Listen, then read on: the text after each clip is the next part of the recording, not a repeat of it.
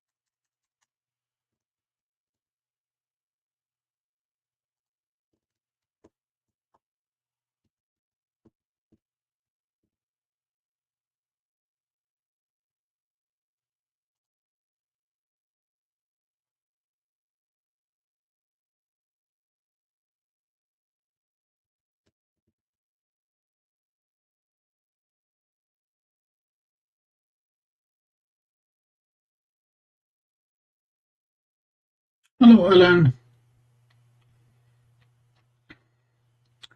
Atlas could not get it this morning. Still too close to the sun. But I've been spending a lot of time getting the 6-foot telescope to work, or the radio telescope. Has not been easy, and I am hopeful that we will get a signal tonight. Fingers crossed.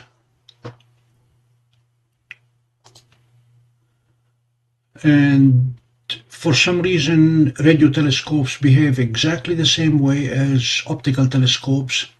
When you get a new one, you get 2 weeks of clouds, which is the forecast for us now for the next several days.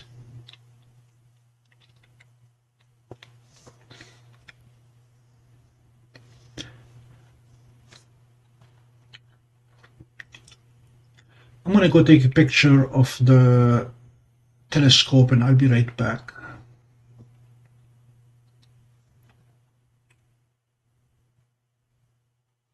Or maybe I already have a picture.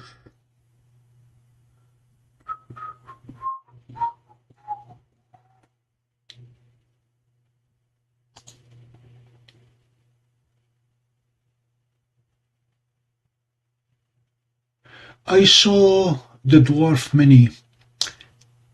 It does not offer me anything that I do not already have. I remember when Vaonis introduced Vespera, which was a step down from Stellina. I remember when ZWO introduced Seestar S30, which was a step down from the S50. And now the Dwarf Mini. Smaller sensor, smaller aperture than the Dwarf 3. It does not provide any coverage that I cannot get with Dwarf 2, Dwarf 3, Seestar, Stellina. So I will not be getting it. Right now my goal is to build an array of radio telescopes so we can image the same targets at a different wavelength.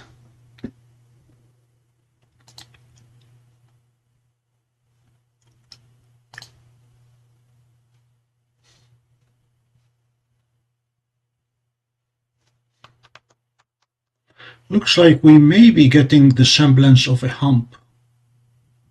So we may be in business.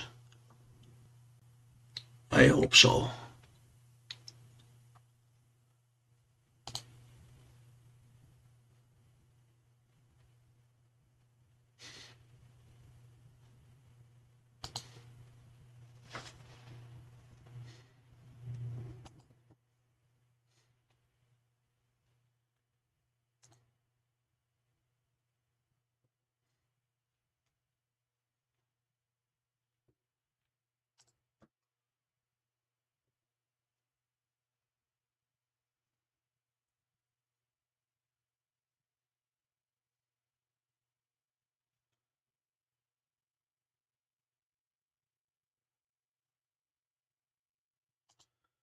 I like the smart telescope community to build us one with a larger aperture.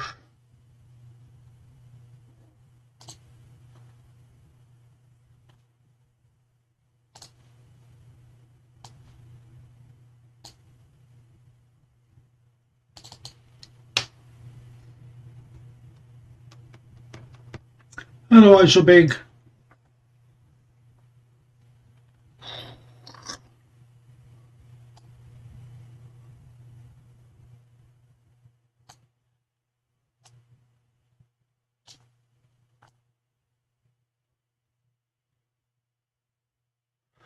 This is the setup that we have.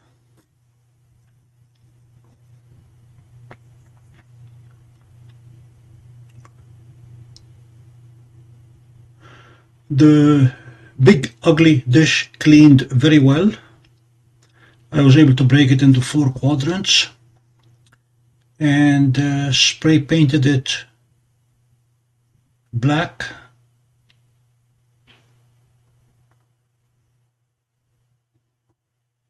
It is sitting on top of a Celestron tripod. That's a tripod for the Nexstar 8SE mount.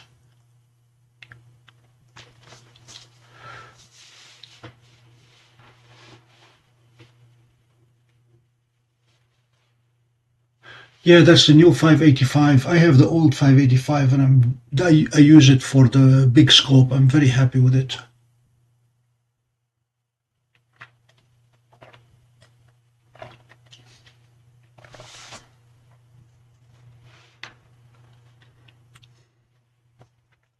So let me give you a quick tour of what we have done here. Haha. This is the dish, obviously. That is the tripod. This is where I put my steel 10-inch disc to carry the scope. And there is a threaded bar that goes through the tripod, tightens the telescope into the tripod, and then sticks up. Because the focal point is way up there and the feed is only 18 inches long, I fastened it to the threaded bar using pull ties so I can slide it up and down until I find the focal point. There is the cable impedance match that goes into the house. So that's what we have now.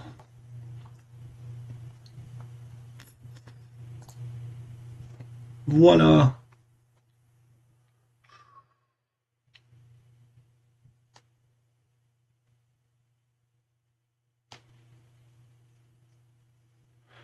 If your fire pit is parabolic, you bet.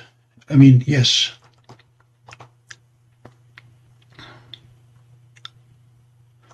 I still think that I'm going to have to tune it.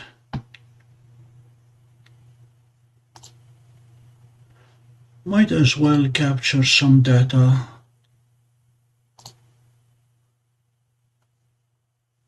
Wasn't too hopeful today that we'll be able to capture data.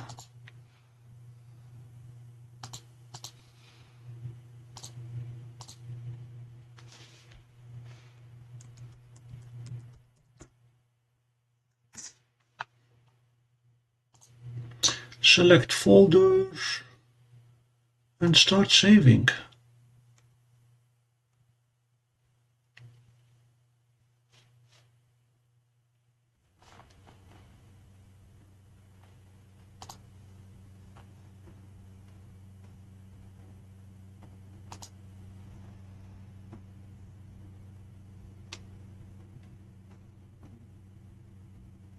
This is what I have, a very old satellite dish.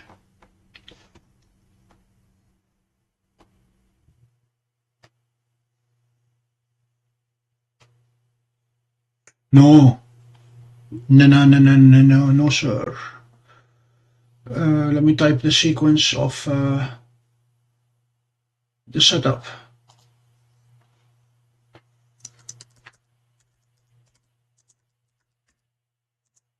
Satellite dish, then 1.4 gigahertz feed, then 1.42 gigahertz low noise amplifier,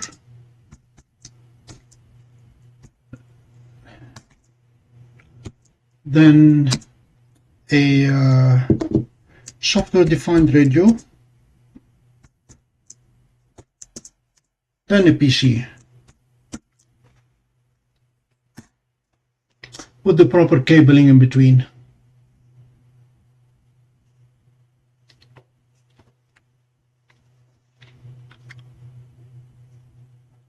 The dish that you will get will not have the right feed or horn, because satellite TV operated at different frequencies, typically 2.4 gigahertz. So the dish will give you a good enough gain.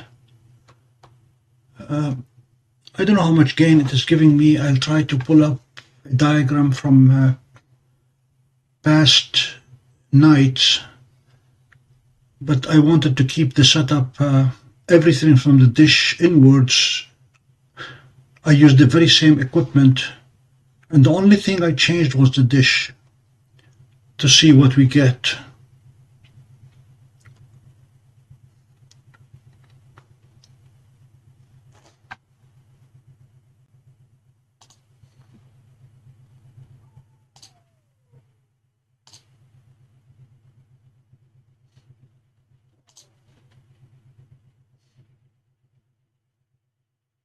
It is a USB plug-in thing. The SDR is a USB plug-in thing.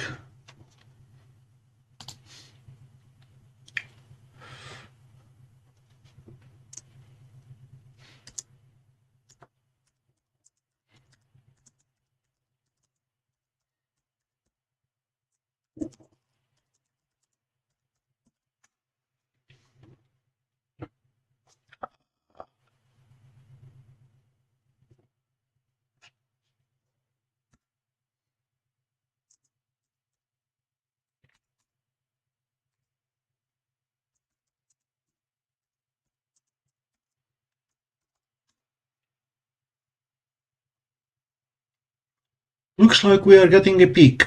I'm liking it.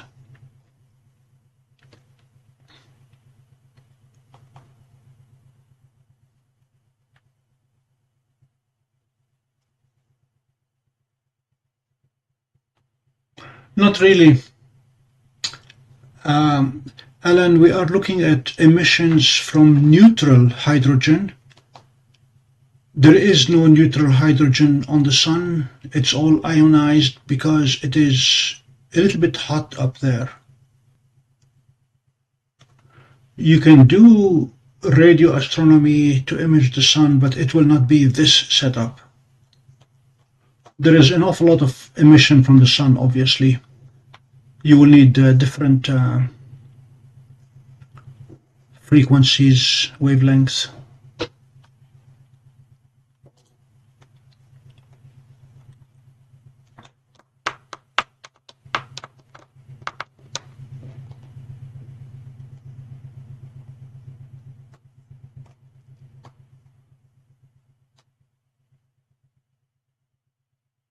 Alan, the total gear that you need, the horn or the feed itself is about $65. The LNA is about $40. The SDR is about $35.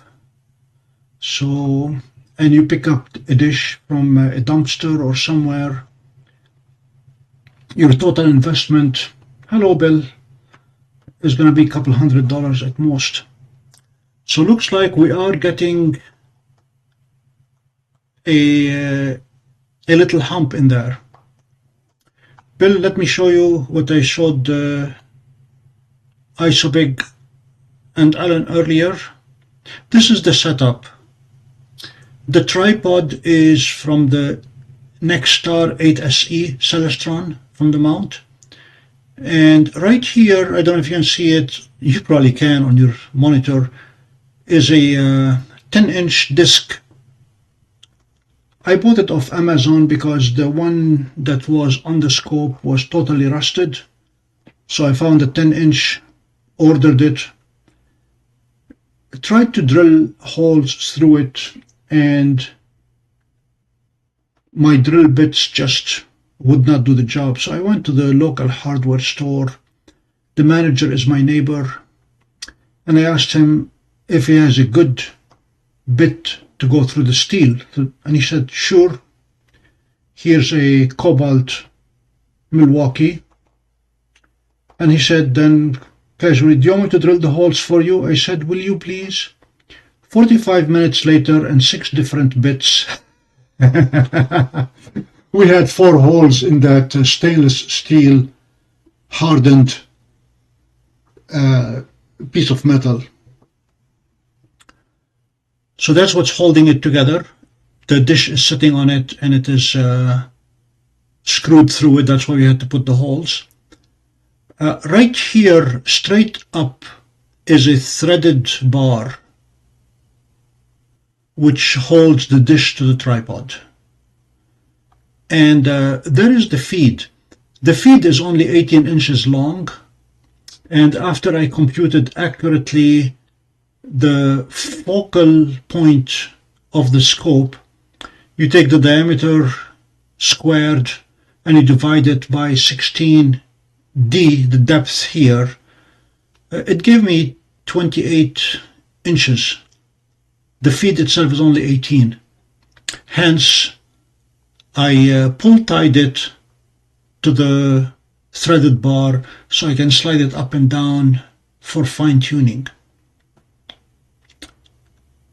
And there is the 50 ohm cable, and on the other end we have our LNA and SDR and PC. I kept everything the same cable, LNA and SDR as the one we used successfully. Did not want to introduce too many variables. And looks like we're getting a tiny little hump.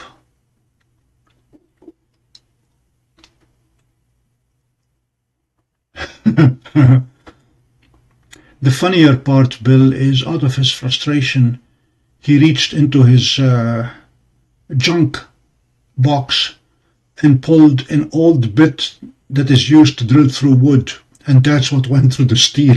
And I said, can I buy 2 of these?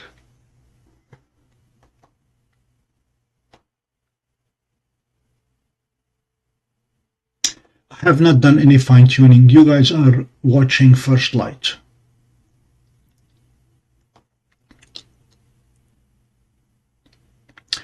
The main fine-tuning I have to do is the orientation of the reflector on top of the bit, this one. I can rotate it. I need to do that at some point. And I need to slide it up and down ever so gently to get the maximum signal at 1.42 gigahertz. I was hoping by now to see a signal or a little bit of a peak in the raw data. I don't know that we are.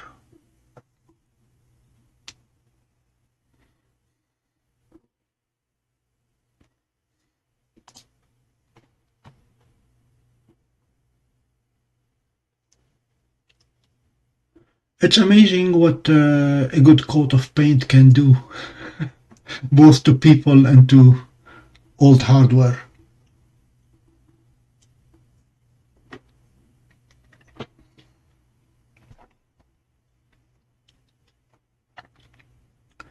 The one next to it is 3 foot.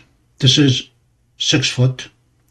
So it's twice, which means it's 4 times the surface.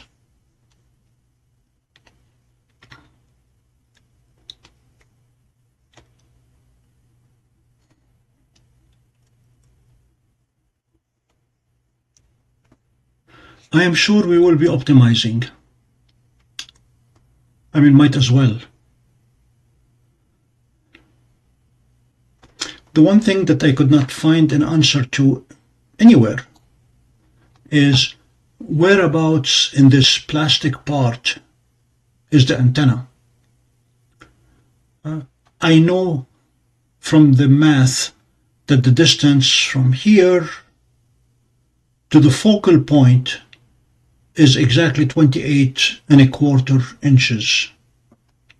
But I don't know whether it should be here, or in the center, or on the top, or on the top of the metal part.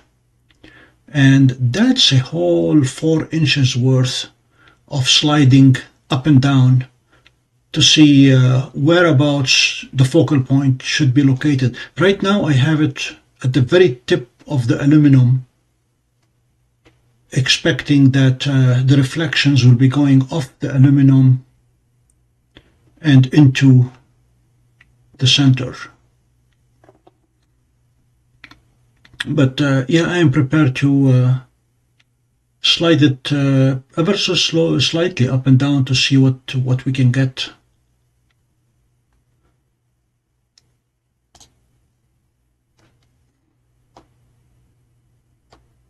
I did not. This is still the old aluminum. You can see it is cracked in places and painted and spray painted in others. I spent quite a bit of time fixing the aluminum to try to smooth it as much as possible. I reserve the right to line it with aluminum foil or copper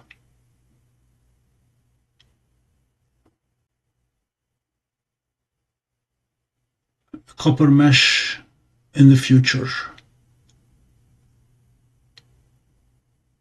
Now, you guys know me by now. I was anxious to get it up and running. We got it a week ago. So that is good progress. To have first light 1 week after salvaging it from the ground. And we are seeing a little peak. Haha.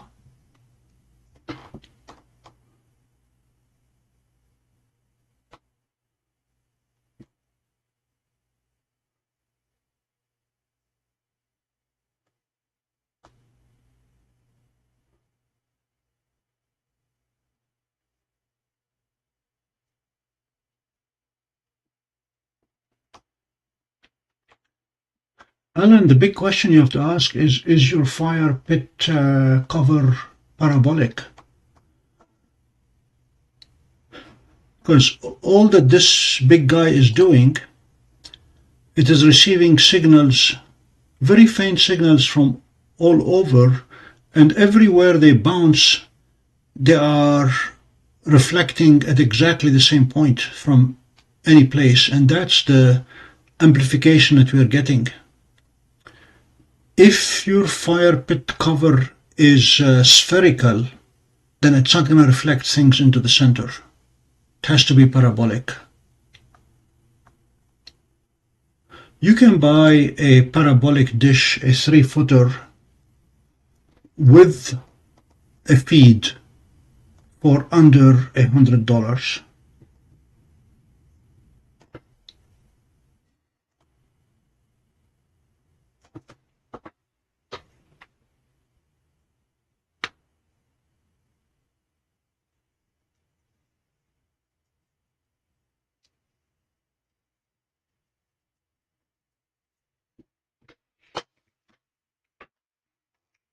I received my second LNA from New Elec, and one of the tests that I will be doing, well, we have clouds for 3 days, so we'll be doing a lot of testing. One of the tests is to put the 2 LNAs in a row.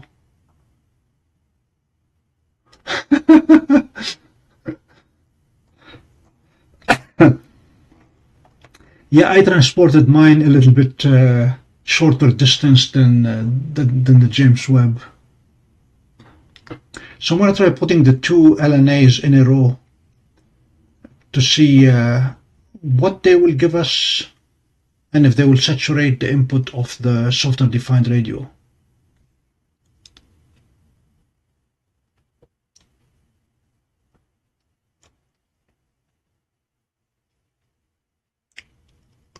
But right now I am extremely happy. Hello Zena. I don't know if you heard me say I'm extremely happy just because you joined us and because the new telescope is working.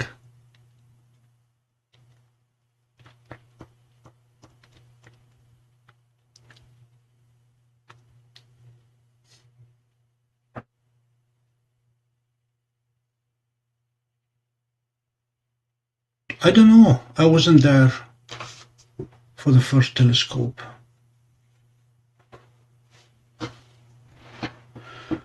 Bill, I learned something interesting yesterday. Over the weekend, I found a very nice workbench at Lowe's, and they said free delivery the following day. I ordered it. They delivered it the following day. And 20 minutes after delivery, they emailed me that the item that I'm interested in is now $30 less. So I called them and I said, can I get the $30? And they said, nope, because the store from which it shipped does not have the $30 special. Fast forward, I got online, and there are 6 Lowe's stores within 30 miles of my house. 3 of them have it discounted, 3 do not. We're talking about the same item. And when I ordered it online from Lowe's, I had no idea which of the stores they were going to deliver it from. They delivered it from the one that has it more expensive, not the one that has it less expensive. And she very politely argued that she would not give me the $30 because it came from a store where the price was higher. And I very candidly asked her if she had heard of Home Depot, my new store. So she emailed me a $30 gift certificate with thanks for being their customer. So same item, same store, Lowe's, different prices in stores that are only 20 miles apart. Oh, I got my money, but the funny thing is, the argument that when you order online, they can ship it to you from any store and they will charge you whatever that store has it stickered at on the floor.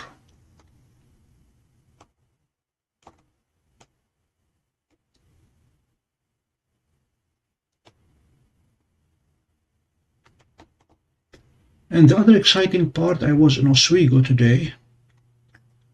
When I got in my Tesla, the only thing I did was enter my password. It backed out of the garage, drove me all the way to Oswego, found a parking spot and parked there. I did not touch the steering wheel or the brake the entire trip. I didn't even tell it where we were going because it read my calendar and determined that that's where we're going. So drove the entire 52 miles without a single intervention, literally from door to door. I mean, it pulled out of the garage and then it parked at found an empty parking spot in the parking lot and parked in it. Did not exceed the speed limit. It did brake a couple of times for leaves falling from trees, which was not amusing.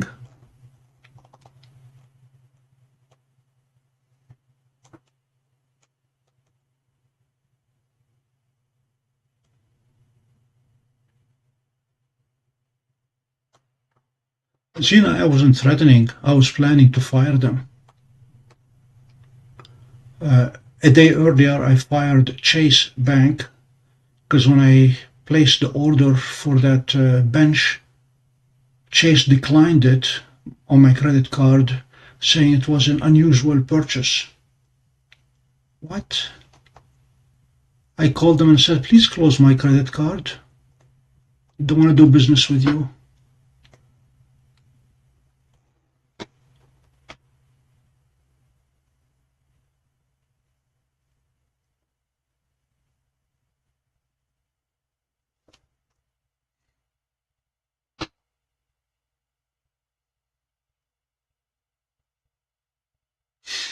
Mm-hmm.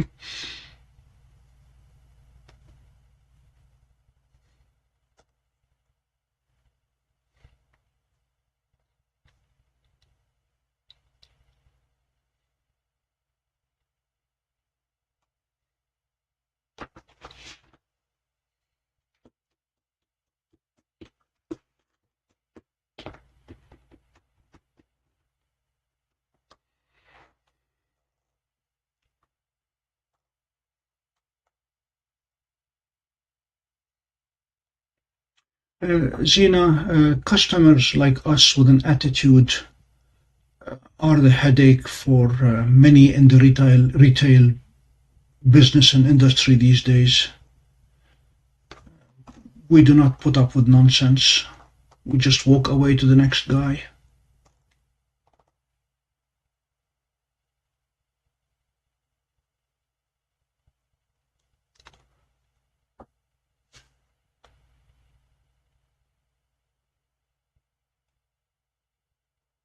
Oh, okay. Yeah, I saw that awful picture.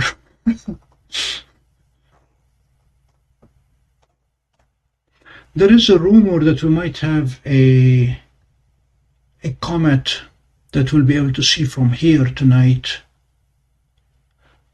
And if that is indeed the case, we will have a world first, a 6-foot radio telescope and a 2-inch optical telescope imaging the same heavens at the same time on the same channel.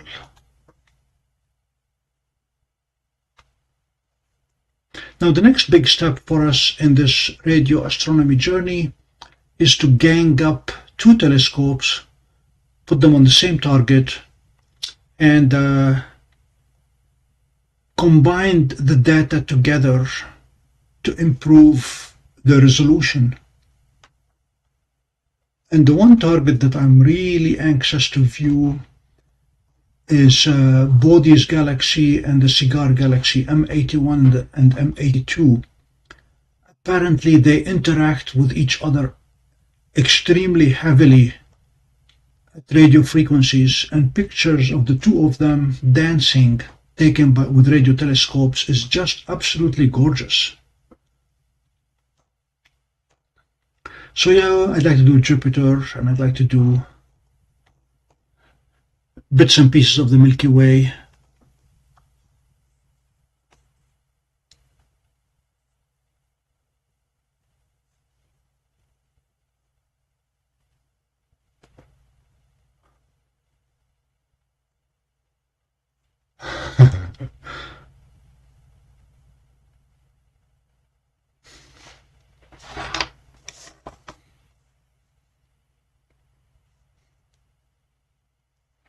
I think it may be C2022N2.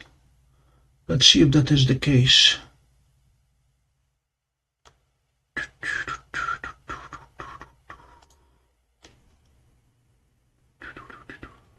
Band stars.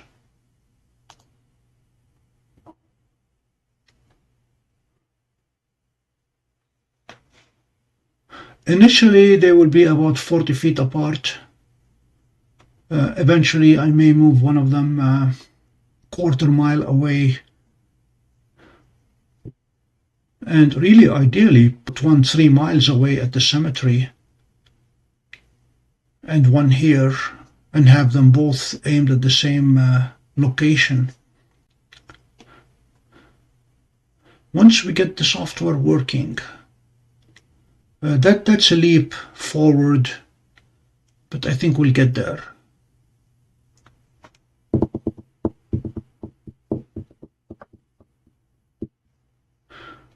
Okay, so do we go with Dwarf 3 or Seestar to try to get C2022N2?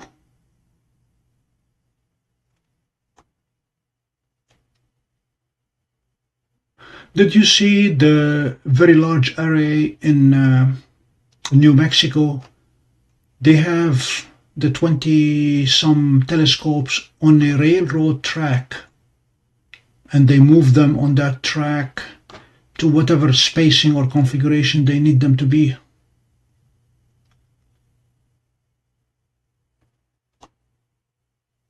I don't know, Zena, the clouds are moving in. That's going to be our limiting factor on the optical scope. Radio telescope, the Milky Way should be done 10-ish. So we'll be here about another 3 hours probably. So when the time at your place becomes the same time at our place now is when we get off. Bill says Seestar. Let's get the Seestar going.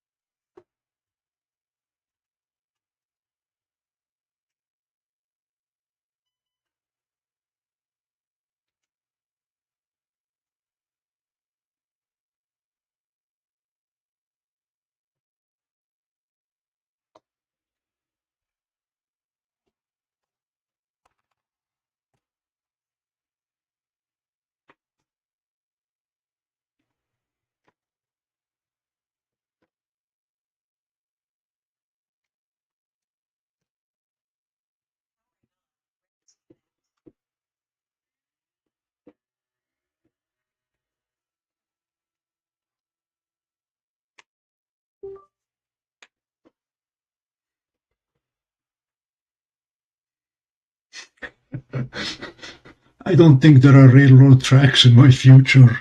But yes, I'm looking for a bigger dish. One that I will not be able to assemble indoors and then roll outdoors. Hello, Brian.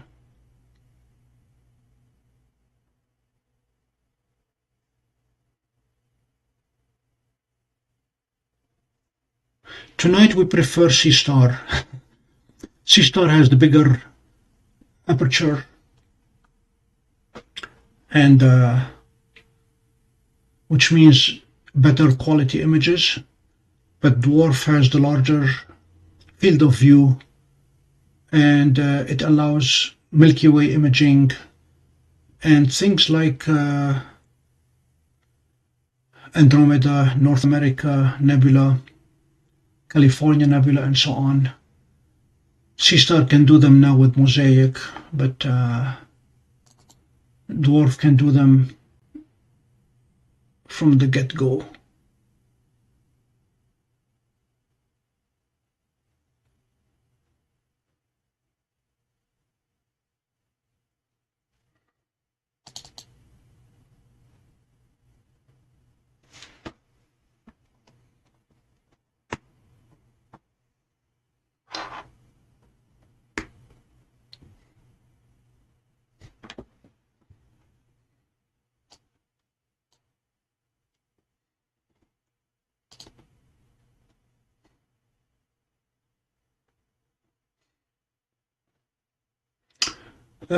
Yes, they are equally easy to use, but they have their individual idiosyncrasies.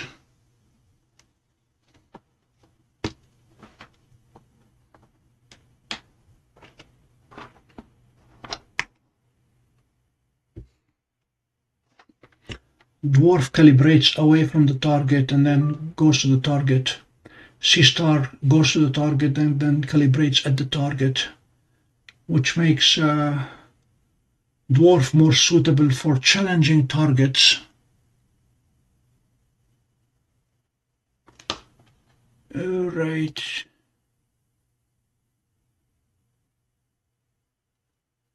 We have connected to Seestar.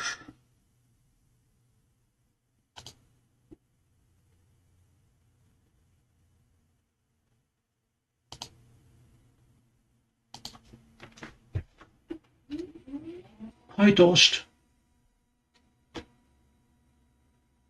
Good morning from Sydney.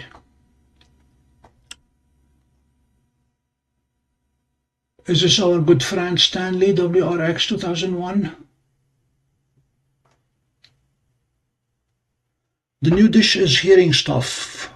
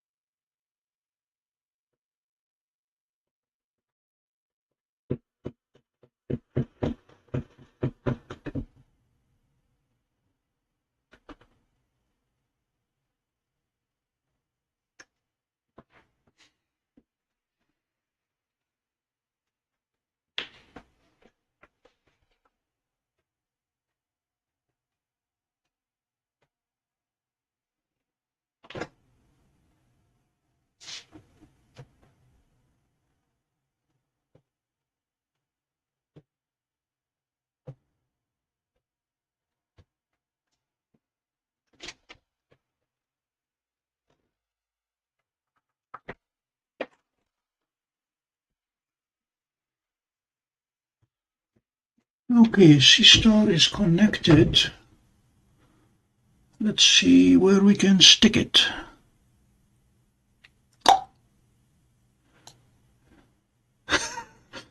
Excuse the busyness of this display.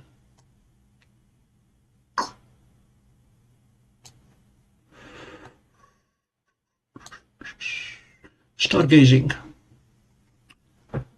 First order of business is to go to Polaris. Where Polaris? We have not been to Polaris in a long time. Okay.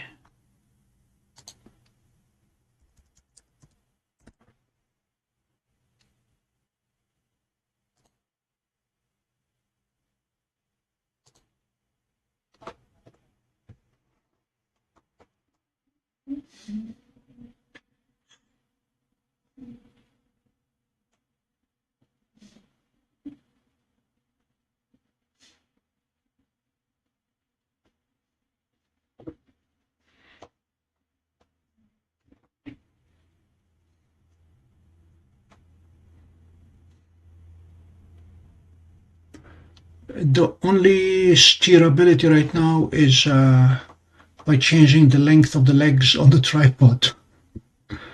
I plan to put a mount between the tripod and the dish as my next step. I will weigh it in its current configuration, and if it's under 34 pounds, I'm going to put it on that Ioptron mount.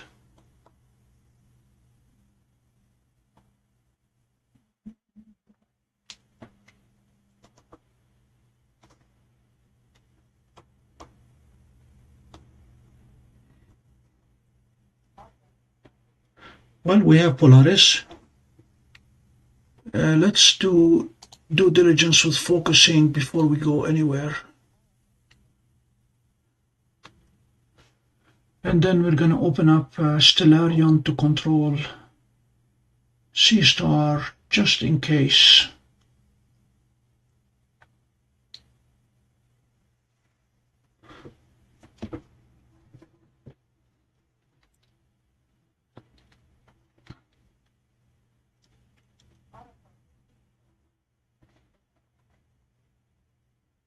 All right, let's see if it's going to find 2022 N2. Find comet.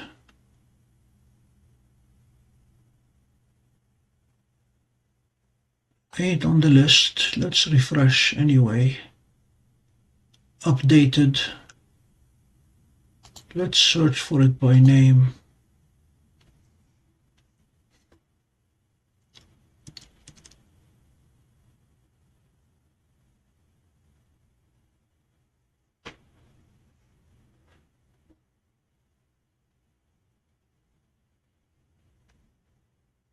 It does have it. Okay. 6-degree altitude. Seestar may or may not find it. We'll come back to it if it doesn't.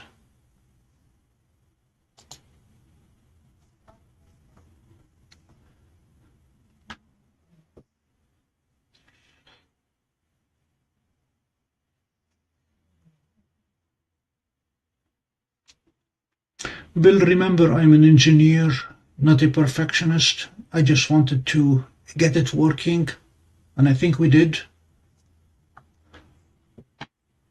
And then we make it pretty. Now we have the ability to add functions to it as necessary. Object is centered. We're in business. I want to pull up the same graphs with the older antenna and compare them in terms of magnitude of the raw signal versus the peak. So we're going to go to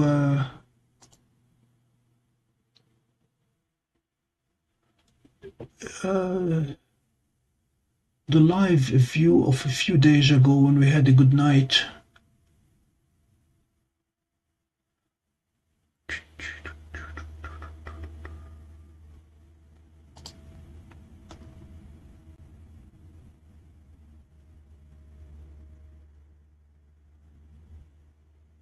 Yup.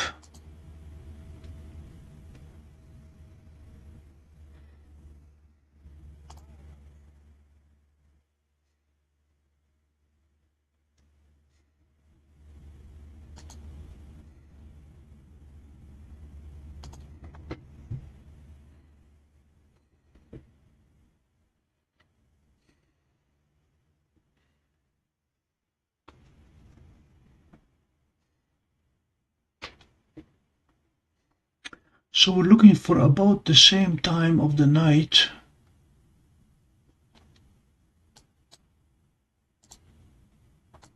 and see what things looked like.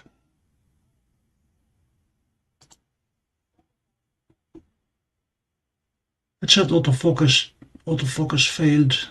We had it autofocused. Now, will it stack with so few stars?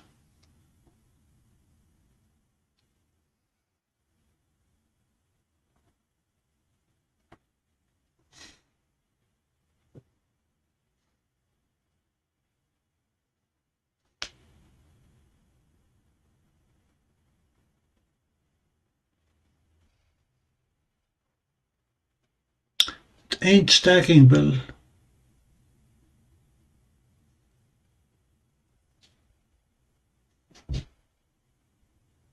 Tracking, but not stacking.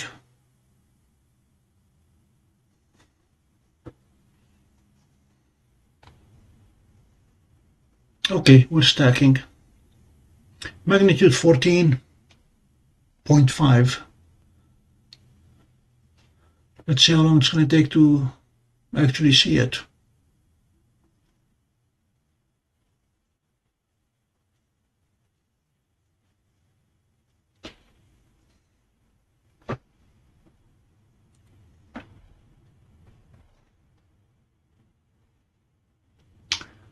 Have a good night, Zena.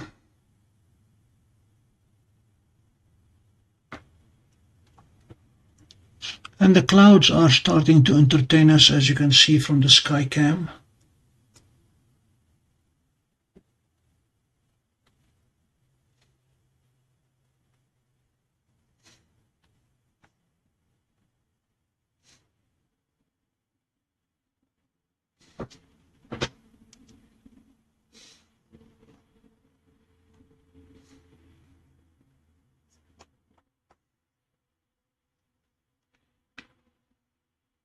It is about 6 degrees altitude, Bill. Yeah, very low, but it's rising.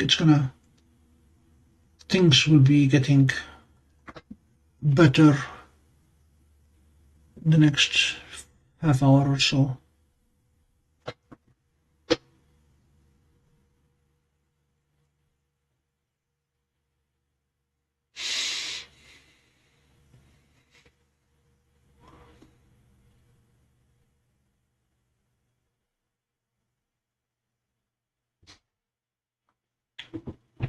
Zena, the next few days will be cloudy here, so I will be playing with the configuration on the radio telescope.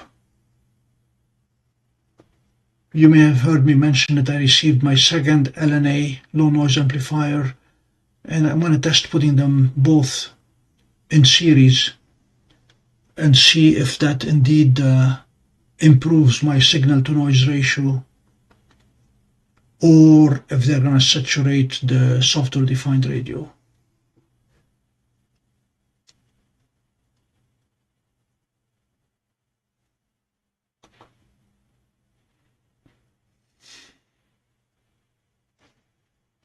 What else is in the eastern sky tonight?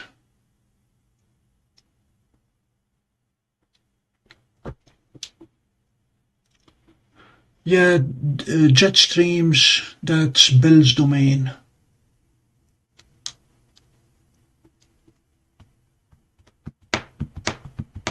We have the moon due south.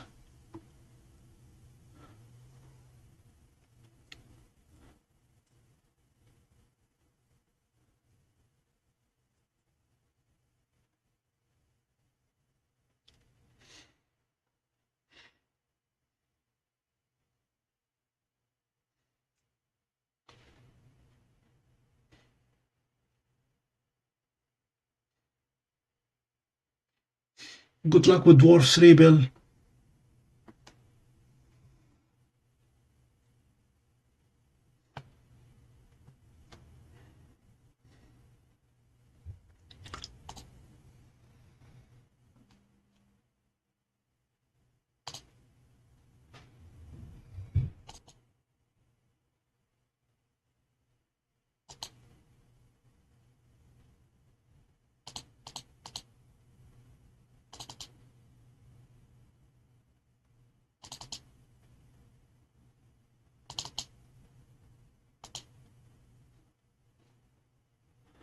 We're going to process the 5 or 6 files captured so far and see what they look like.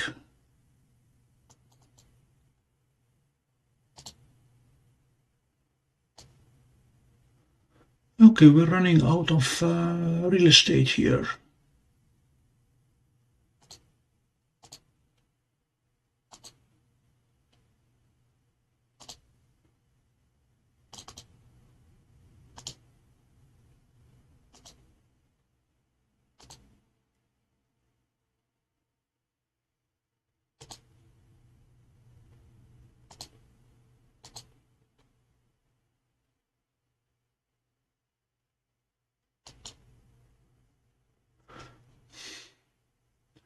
It's not plotting anything.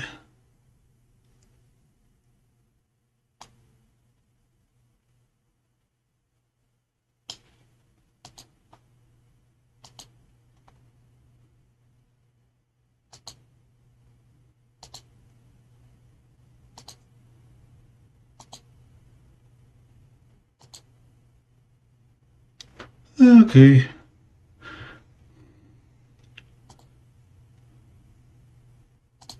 We'll come back when we have more points.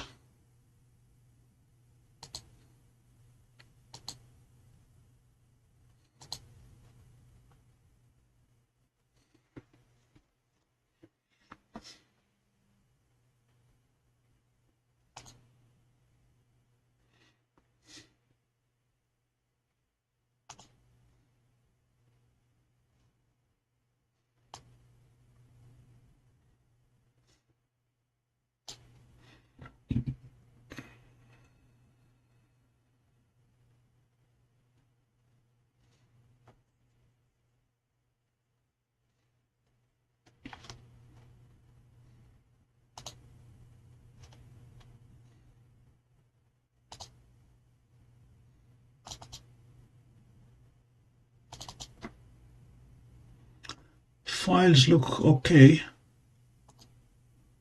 so don't know why it doesn't want to plot them.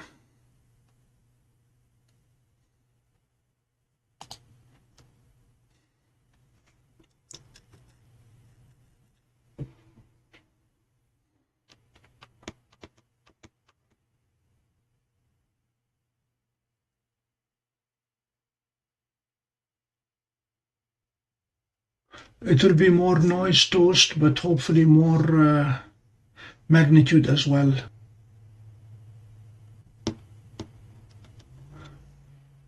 Hello, Jacob.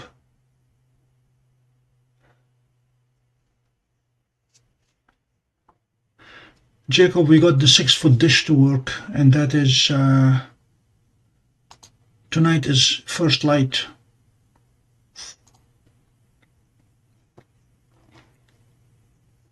I still have not tuned the feed relative to the focal point. I computed the focal point accurately to be 28.25 inch from the center of the dish, but don't know which part of the feed needs to be at 28.25 inches. Any idea? This is the feed. Is it the top of the aluminum, because that's how things are reflecting, or is it inside where the antenna is? Right now I have it right at the very tip. From the tip to the center is exactly my 28.25. But since I have tied the feed to the threaded rod with pull ties, I'm able to slide it up and down as needed. That's my coarse tuning. But tonight, first light, success, I'm happy. Well, especially when we are able to plot it.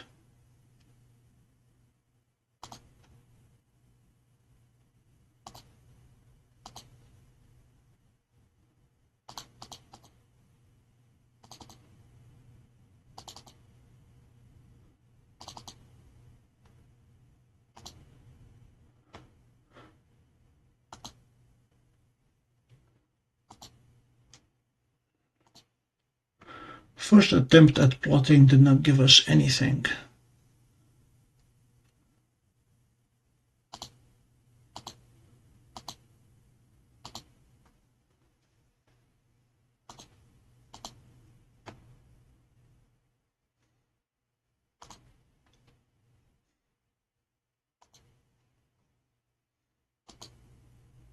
It's not plotting.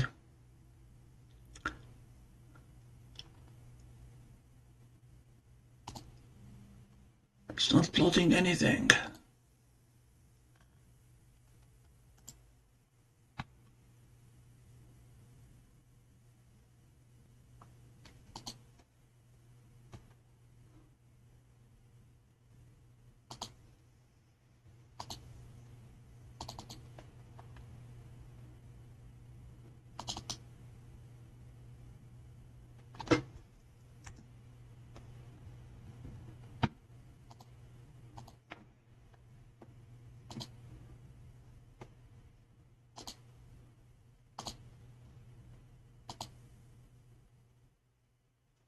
Blank.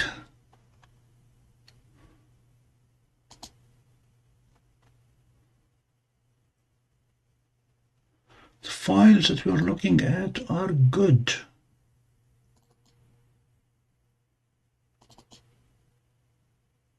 Here they are. This is all good data.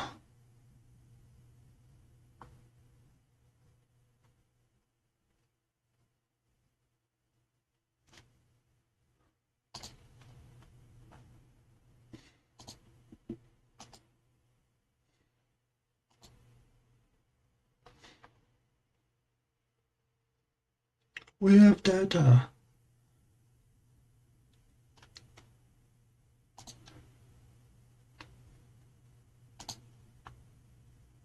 That's one thing I did not expect to be debugging tonight.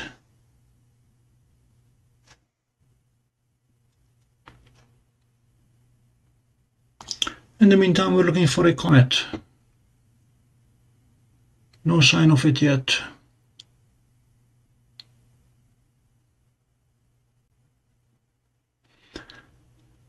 (2022) and 2 pan stars.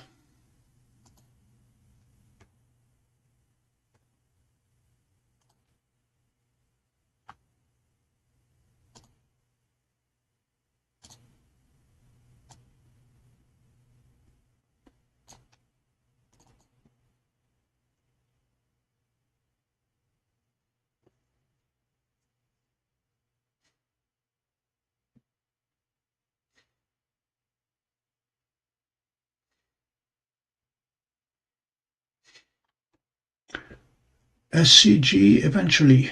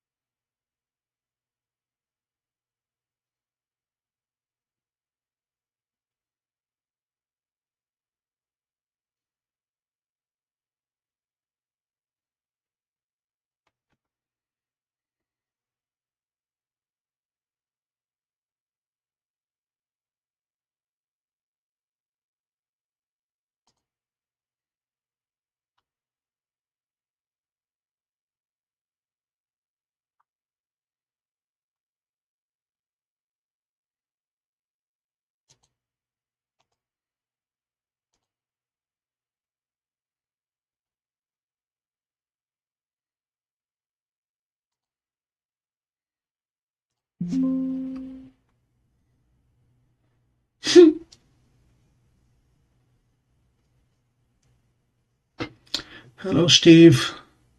I was gonna show what we did in a week. This is the dish, and you took the pictures initially of what it looked like.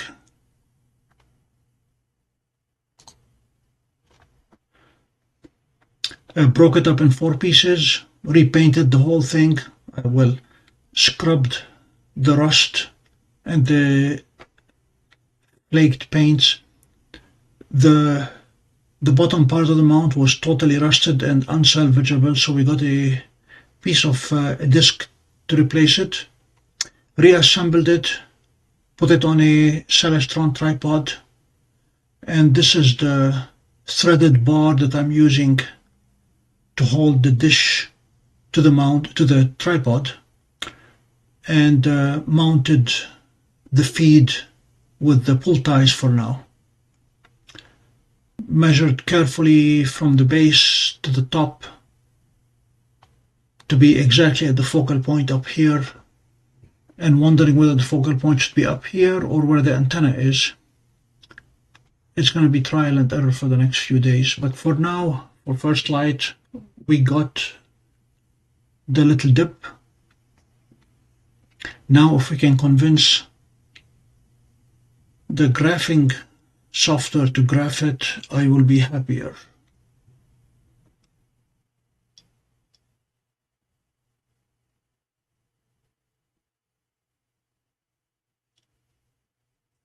Yeah, Lemon is well positioned if you can see the west.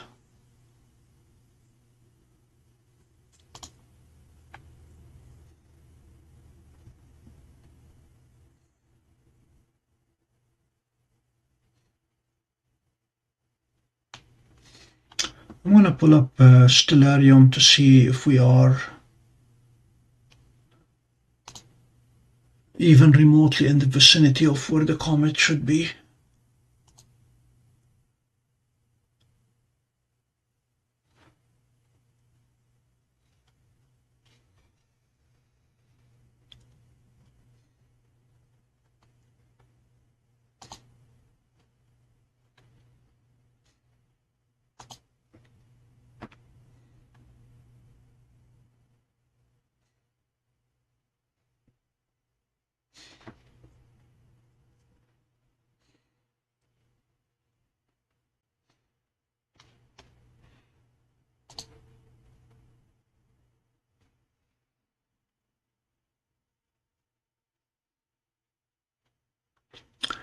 Yeah, don't see yet.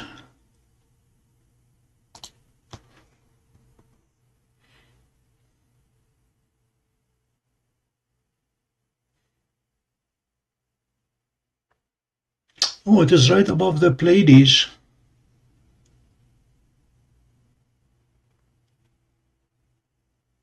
Five degrees above M45.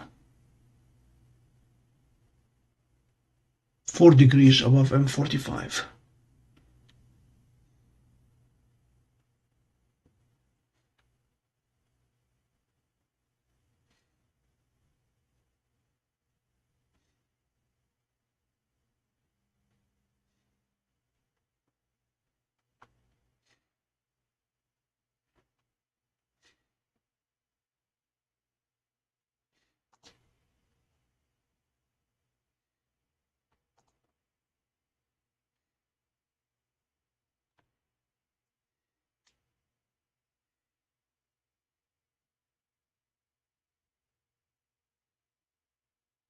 Yeah, yeah, A6 Lemon is good.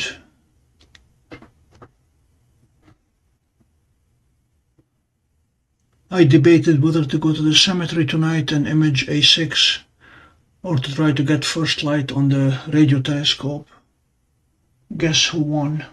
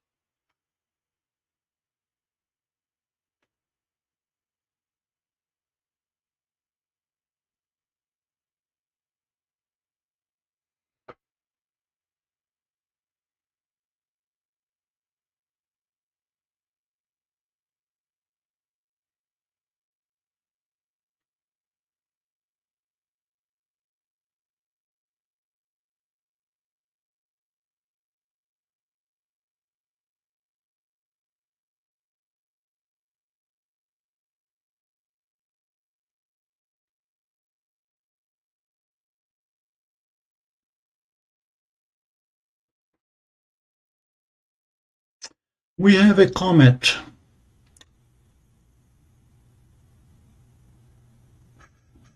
Yup. 1, 2, 3. Yep, there it is. I'm going to put an arrow on it.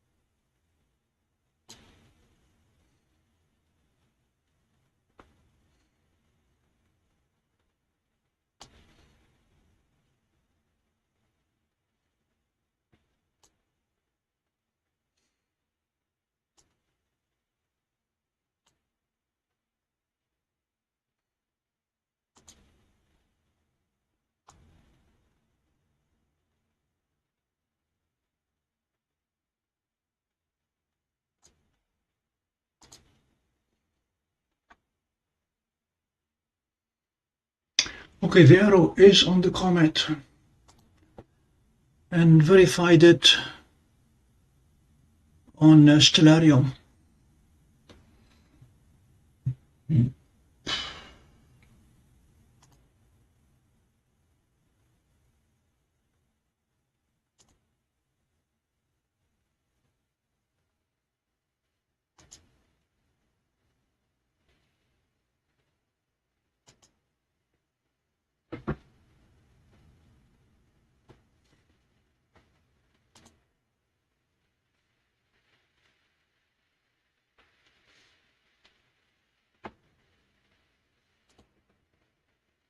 Actually, we are able to see a 15 magnitude star right now. The comet is 14.5, so it is visible.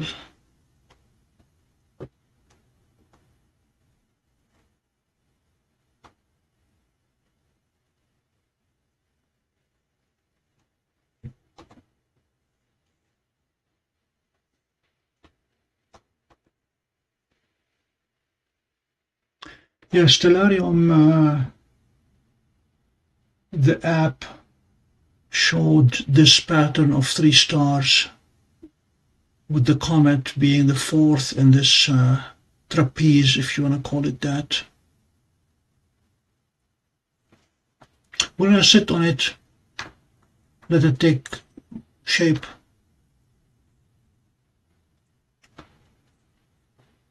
In the meantime, try to find out why we're unable to plot.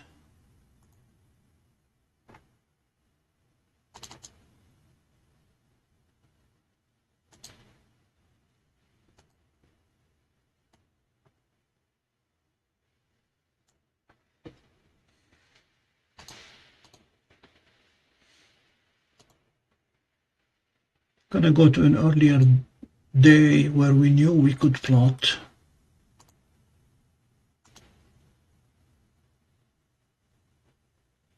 I didn't even open it. There we go. Plot. Okay, it plotted this one. This was from 3 days ago. Clear it.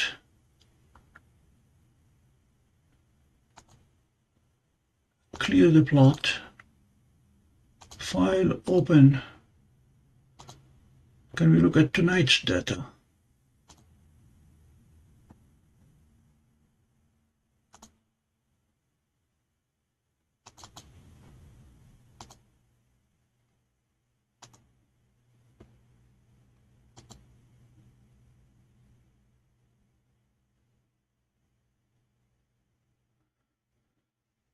It's not happy.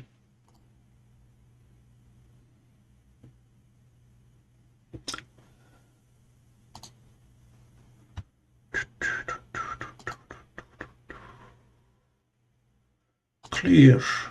Choose directory.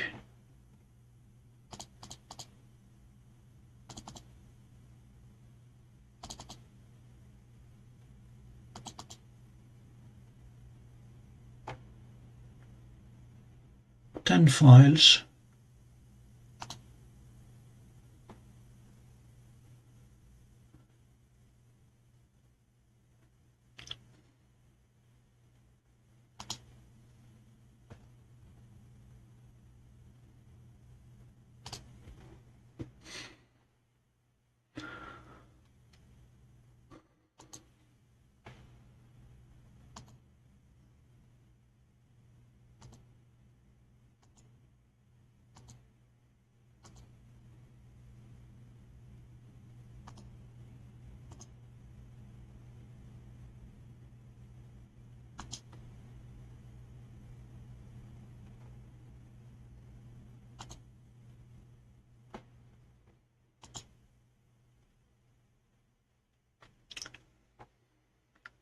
No ID.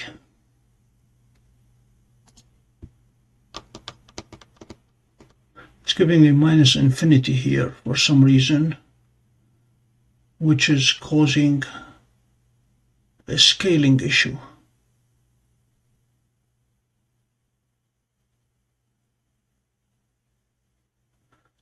There seems to be a minus infinity point somewhere.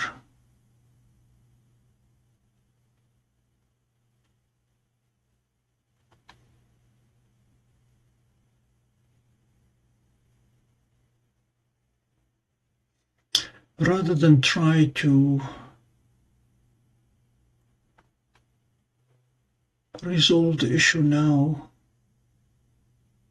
I'm gonna start another batch of saves.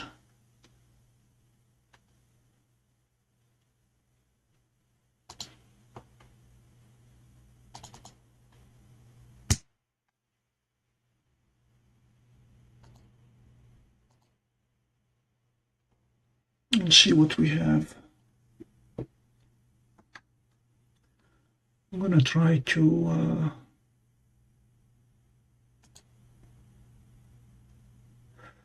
nope, wrong one.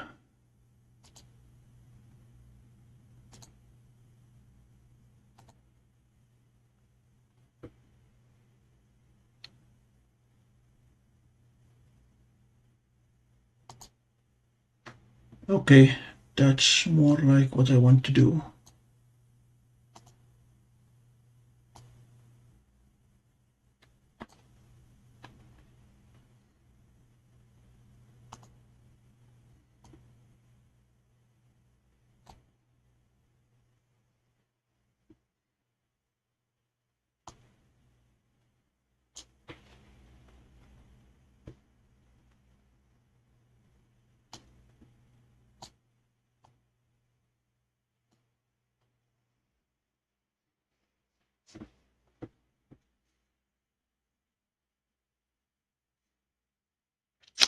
Polaris is right there, squarely in the north. The moon is to the south.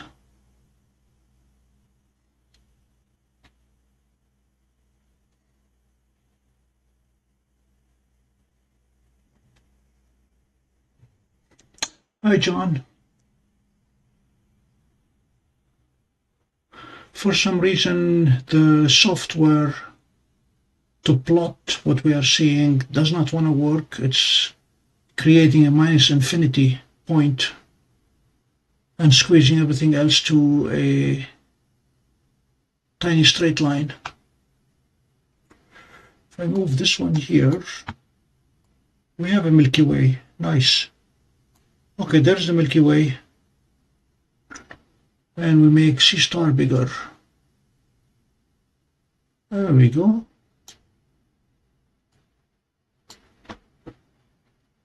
Now the arrow to the comet needs to be moved.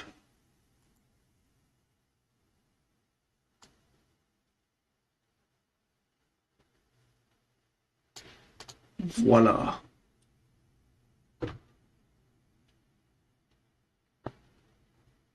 We have comet C2022 and 2 pan-stars right above the arrow.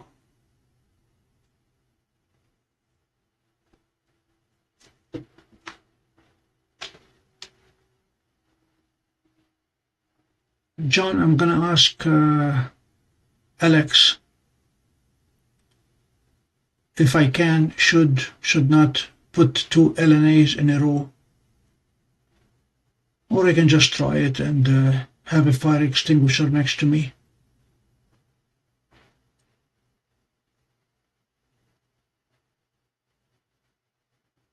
Bill, it should be the same software. Yeah, I don't know where or why it's converting some point into an infinity.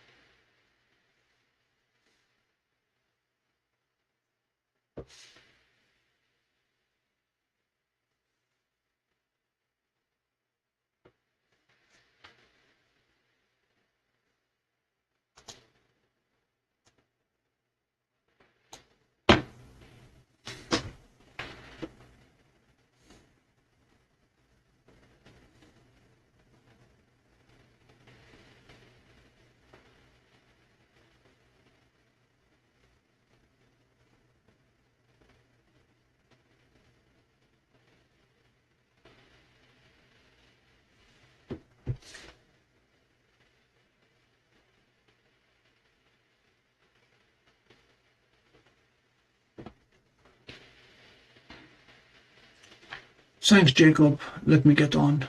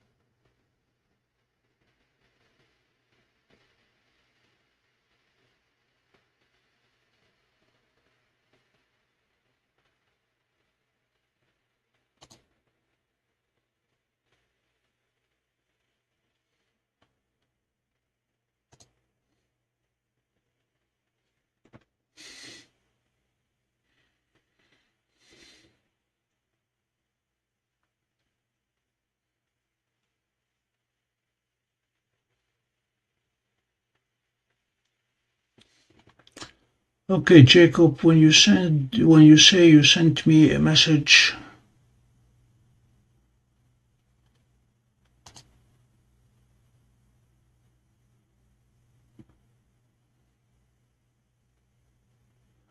put watch and plot in the same folder where the text data files are stored.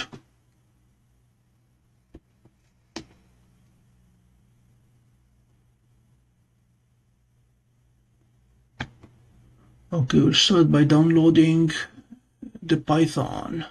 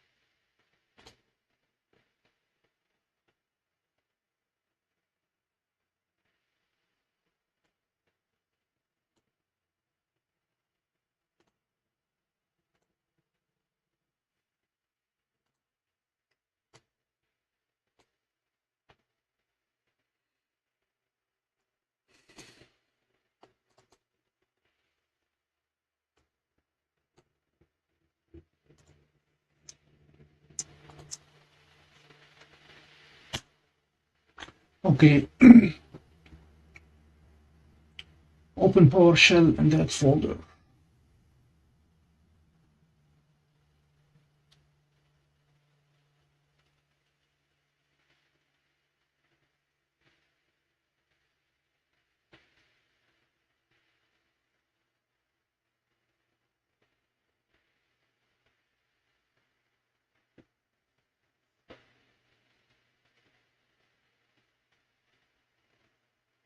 The comet is magnitude 15, 14.5. So we're going to give it a little while.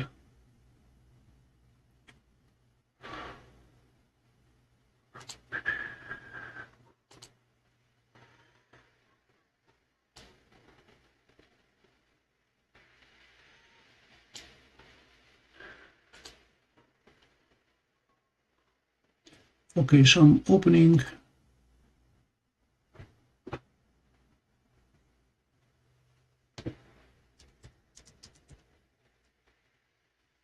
Do I run the PowerShell as administrator? Probably not. We're going to try it as regular for now.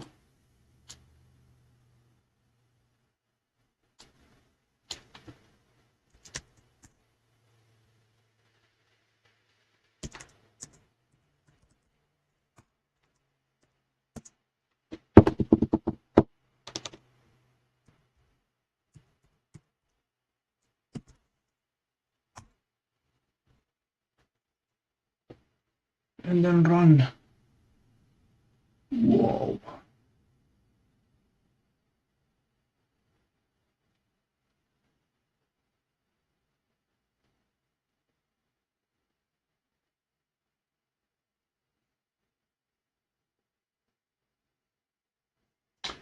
All right, I'll have to do that later, Jacob. Because right now I only have read access to the computer that's connected to the SDR.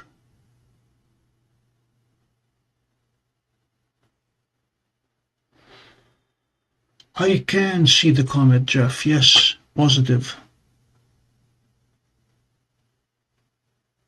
It is right above this white arrow.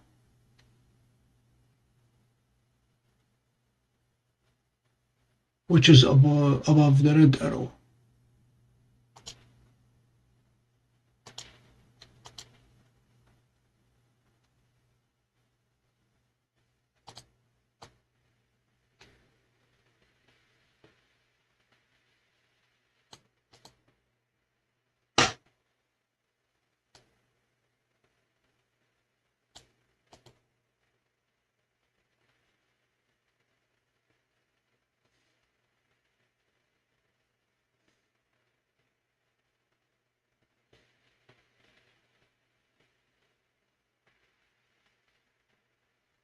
Thanks, Jacob. I will try it tomorrow, I promise.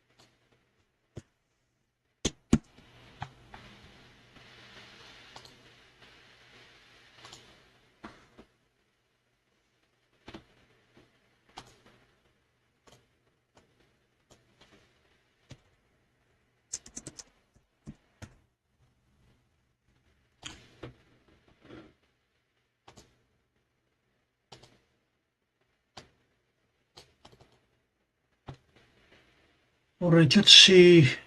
We have 5 files. Let's see if it's going to let us plot them.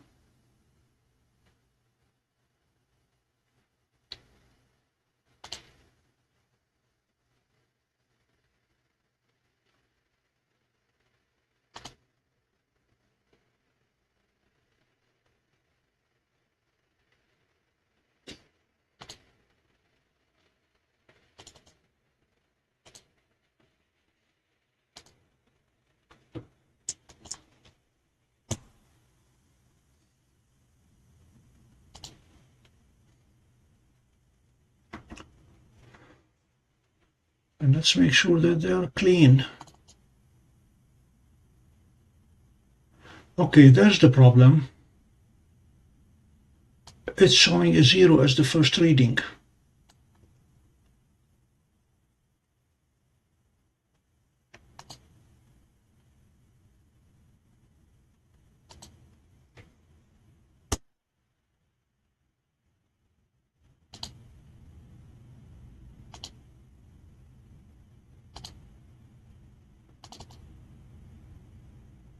I don't know why it's doing that. It has nothing to do with the dish.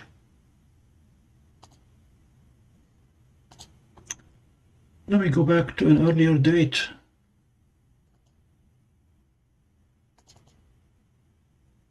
Yeah, it wasn't showing 0 as the first reading. Don't know what's different about the data capture today, that it's starting every file with a 0 and a -0 at that.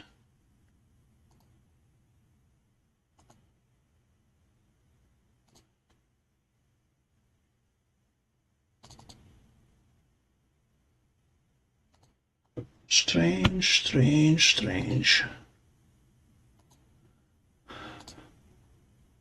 Let's see if that solves the problem.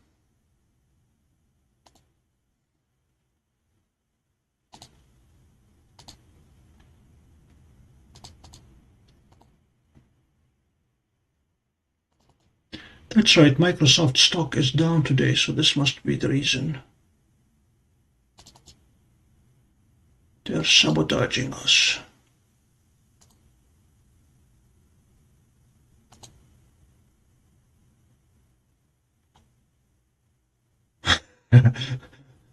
No, this has crashed because we took out the first line. Wow.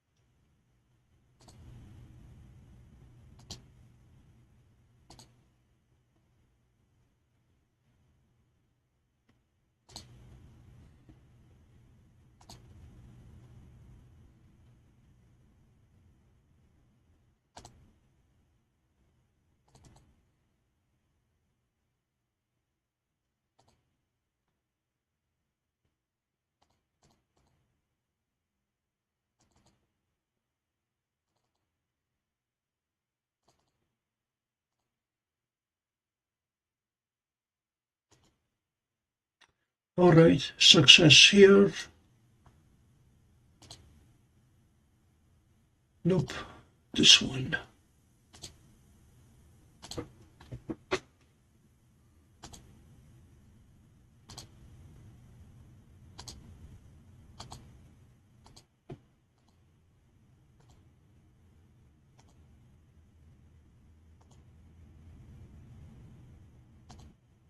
Yay.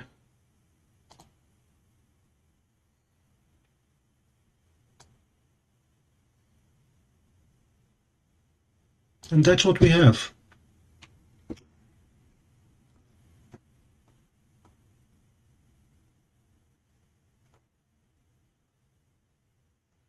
John, I am a believer that if you find a problem, the odds are it's the only problem.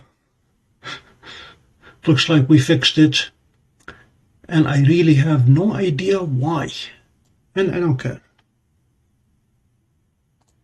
Software that was working perfectly yesterday doesn't want to work today.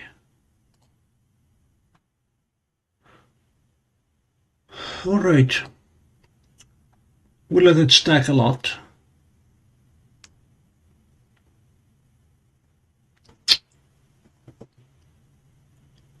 In the meantime, the comet is looking more comety. There's a fuzzy little dot.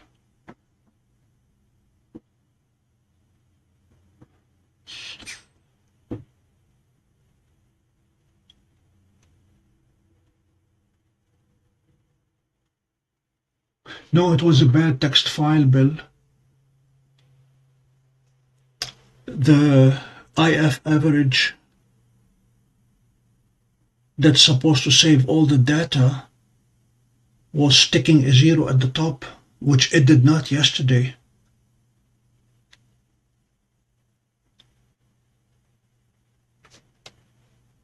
In the meantime, our sky is clear, and we can see the Milky Way.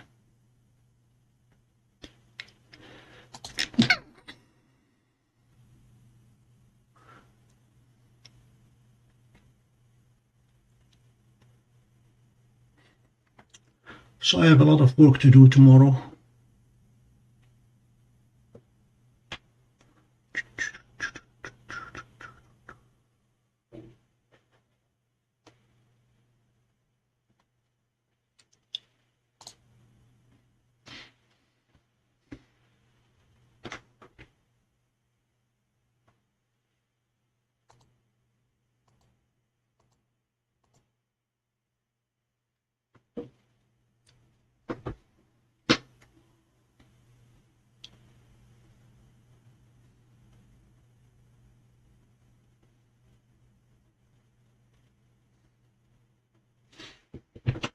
John, it is the raw data that is throwing a 0 at the top.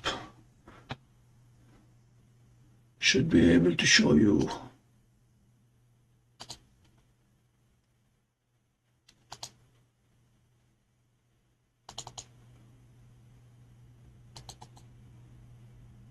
There it is, the very first line, all zeros.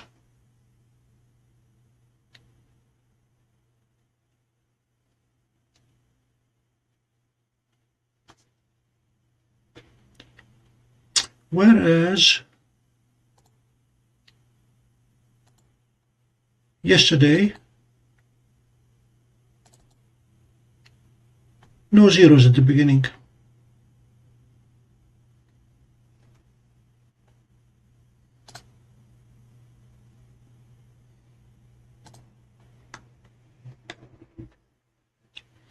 Now the setup is identical, same FFT resolution, same intermediate average, same gain, same level, same dynamic averaging.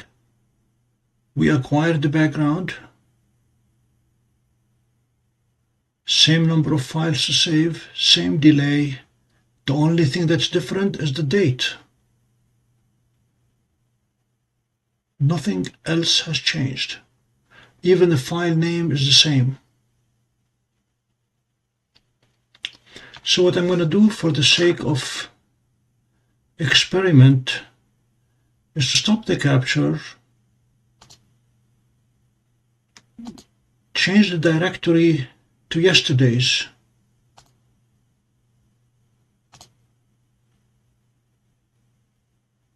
and try to ruin one of yesterday's files by overwriting it and see if it sticks a 0 at the beginning.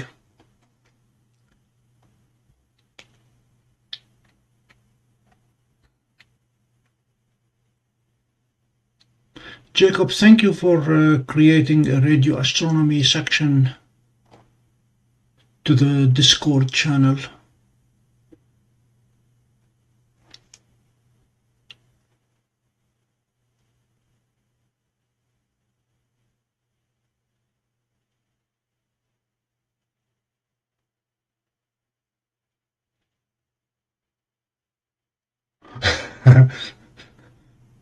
John, we went through 6 drill bits. I did not go through them. I took the disk with me to the Ace hardware store. The manager is my neighbor, and I showed him what I had, and I asked him if he had the right bit for it. He said, yep, here it is. And then he said, do you want me to drill it for you? And I said, would you please? And 45 minutes later and 6 bits, we had 4 holes in that disk.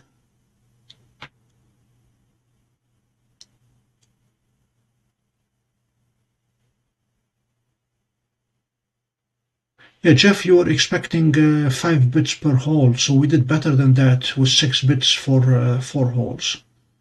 They were not all the same bit, and that was the irony. The carbide tipped and cobalt tipped bits did not touch that metal. If you guys are interested in playing, I'm going to give you the link to that disc that I got.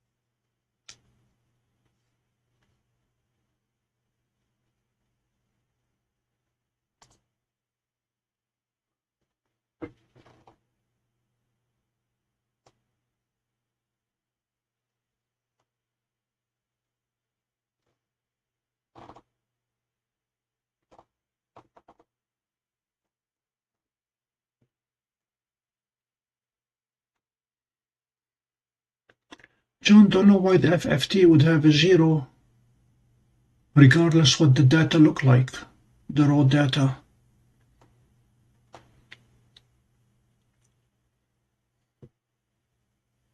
So let's see what happened. We changed the date. And as you can see, I don't know that you can see, but this one was created right now.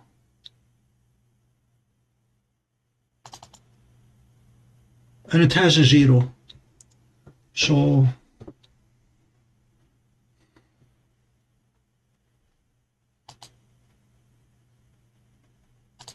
it's not the name of the file. It's the date in which the file is being created. Or, in other terms, it's tonight's problem. I don't know that I have the ability to modify the raw data. I haven't changed anything to the raw data. It's still raw. And nothing here has changed.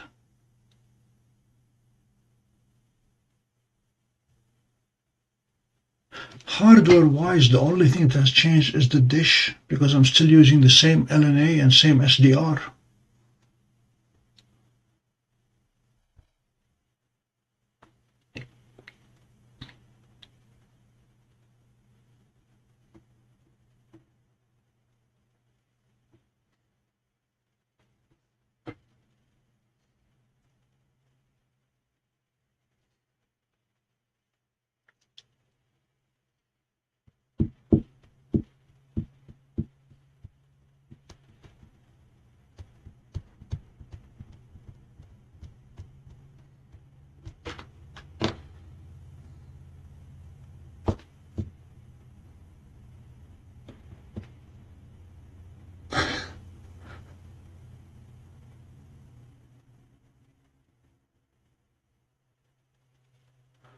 Bill, apparently that's what it's doing. If I have to go in and edit all the files manually, it's easiest to just delete that line than to mess with it.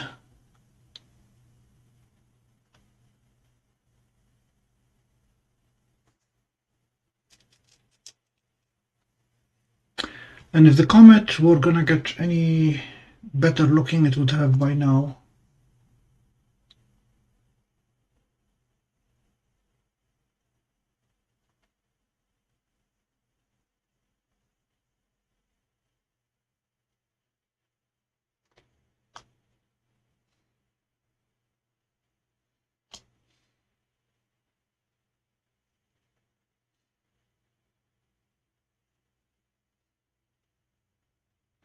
That is correct, Toast.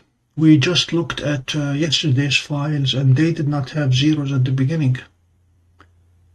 Today's files have zeros at the beginning, minus zeros.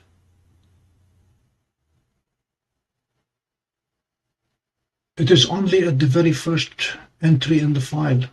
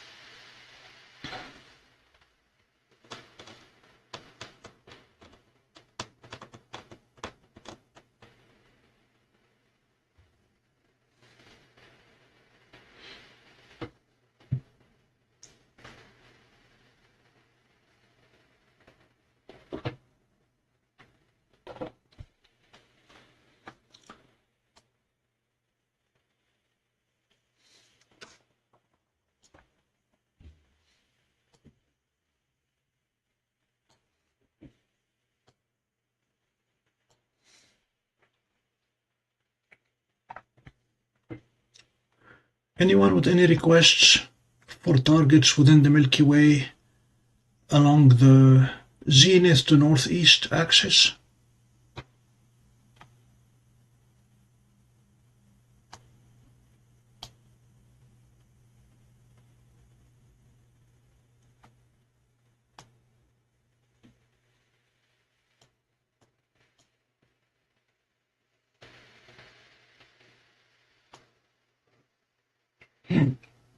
We do have the Pleiades just below us.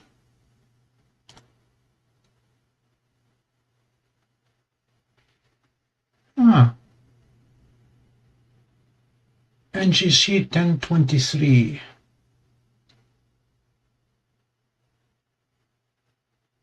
How about a lenticular galaxy?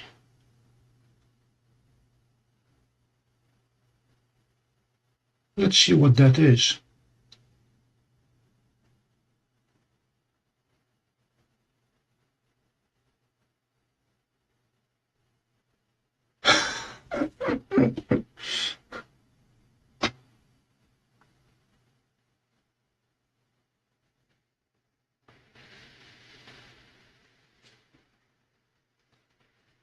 Okay, we're gonna hop onto Uranus and then NGC 1023. I'm gonna go get me a cup of tea in the meantime.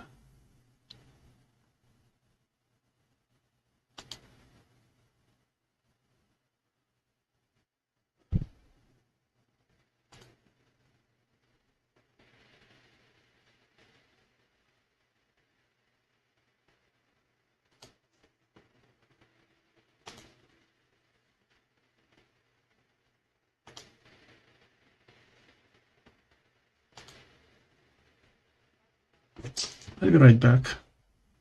Audio off for a minute. Or I leave it on, you can hear the dogs barking. Yep, because the Milky Way is past the zenith.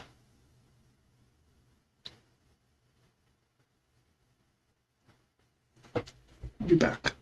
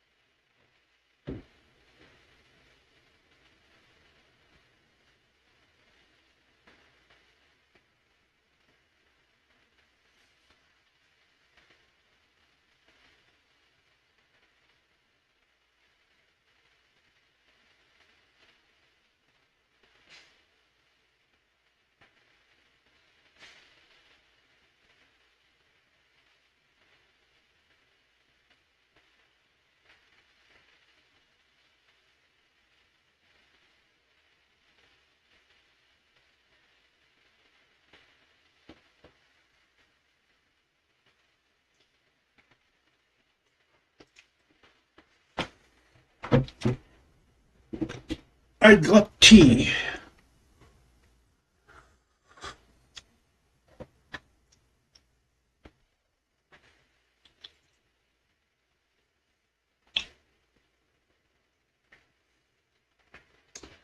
Yep, it's cold outside. Someone was saying NGC 1023. I want to see what it is.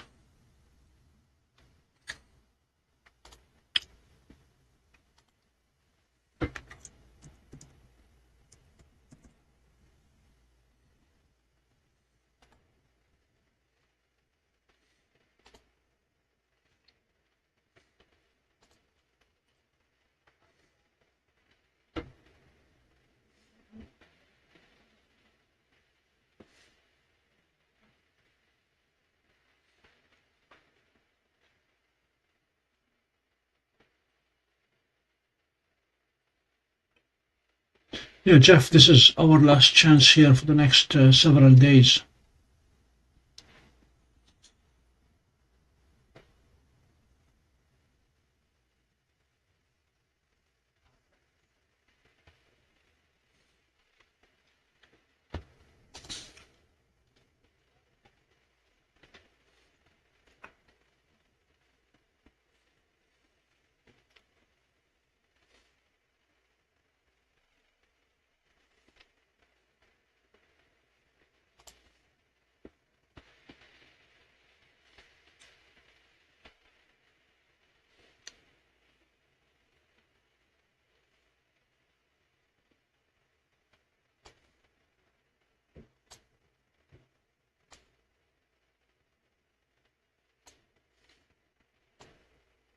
And guess what's happening now for all the lighting here?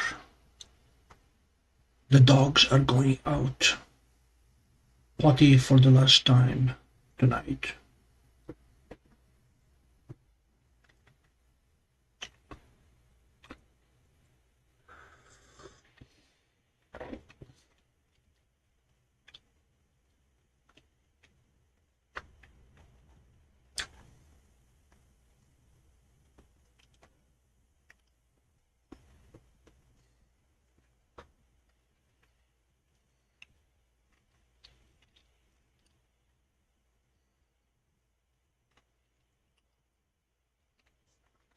John, with a lot of luck, it will be something as simple as rebooting the program. In the Microsoft world, that seems to be the way to do it. I don't know if you guys heard, but Mrs. Buzz Aldrin passed away today.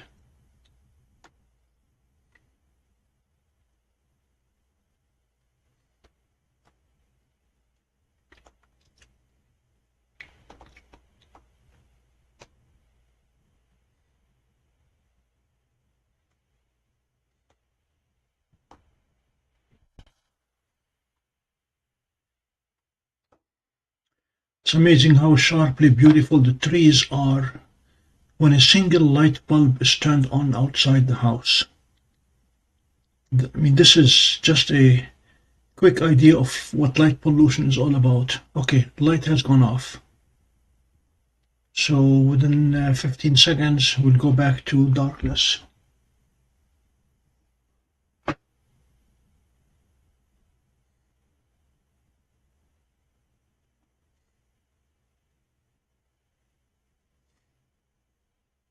Yep, there we go.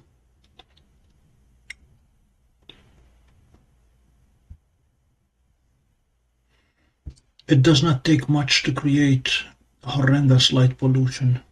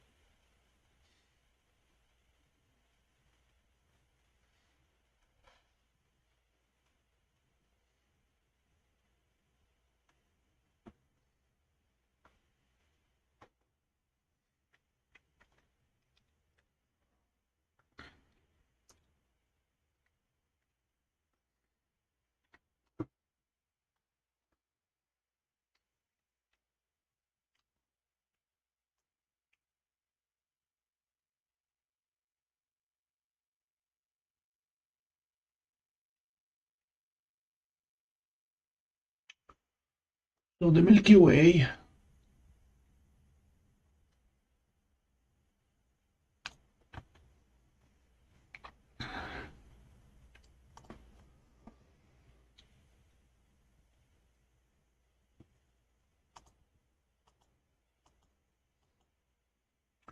is gonna swing by again around midnight,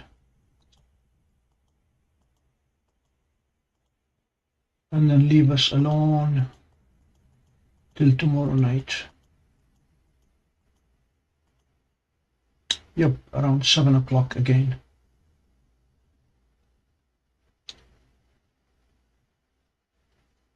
So that's probably my project tomorrow, is to build a contraption that allows me to slide the feed up and down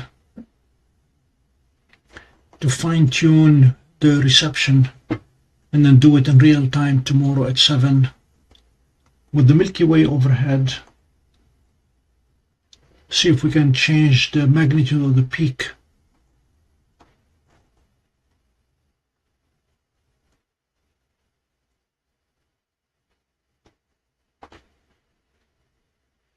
Hello, Slap.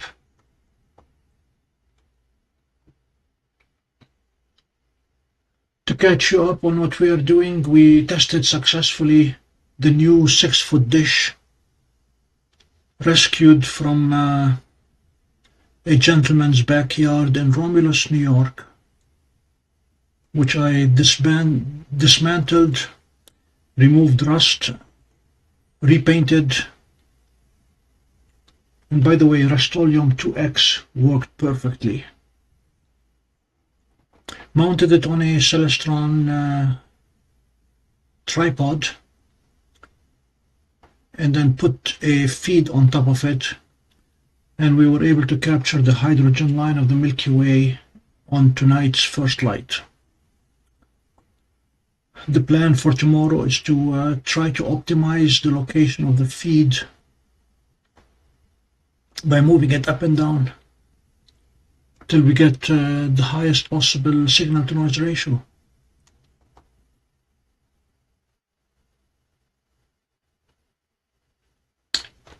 Buzz Aldrin's wife died today, Mrs.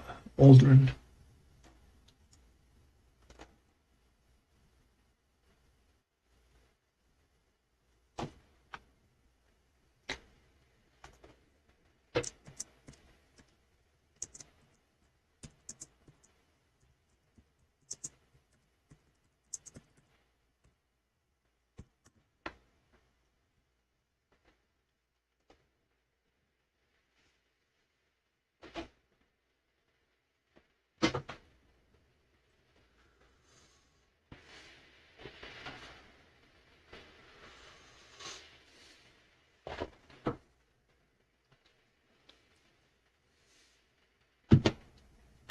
Buzz Aldrin had to do a Control-Alt-Delete during descent.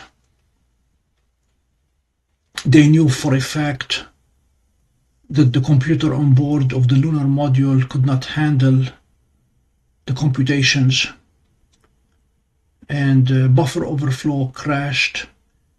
He rebooted it while going down and still managed to stick the landing. Actually, they overflew the original landing site and landed a little bit further.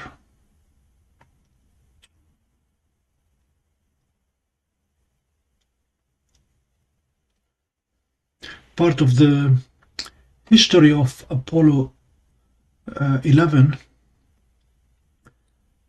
is, as they were descending and running low on fuel and the computer problems, Houston ordered them to abort the landing. And Buzz Aldrin responded to them, "Houston, come again. We did not hear you, or could not receive you," or something to that effect. And that bought him the round trip at the speed of light, the time that he needed to stick the landing. and it remains debatable whether he ever got the command, the direct order to abort landing or not.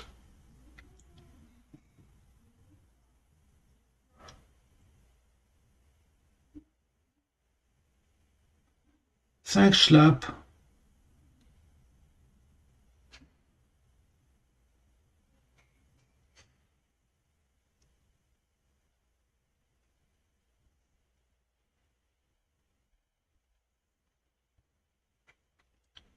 Oh, when we optimize the dish, the plan is to start looking at different parts of the Milky Way. We tried looking at Sagittarius with the 1 meter dish, did not get anything. Not enough gain. This part of the Milky Way, can you see my arrow? The southern part of the Milky Way will never rise above 20 degrees because we are in the northern hemisphere, and until I get our friends in Australia to do an imaging with us simultaneously, the only way to get it is to tilt the dish at an angle, which will be next. Yeah, there are many steps ahead, one of which is me standing on a scale while lifting the dish up to see how much it weighs. I need to be under 34 pounds to mount it on the Ioptron as Mount Pro as MP. Then we can point it to anything we want. So that is the plan. The tripod is high enough that it will not hit the ground, I think.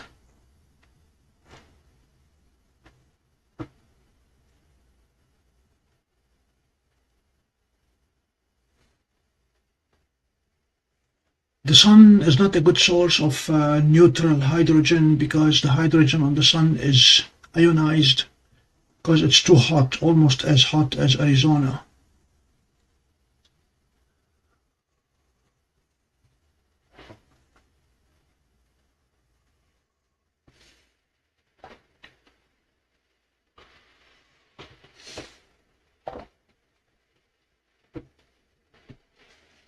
Yeah, I want to be able to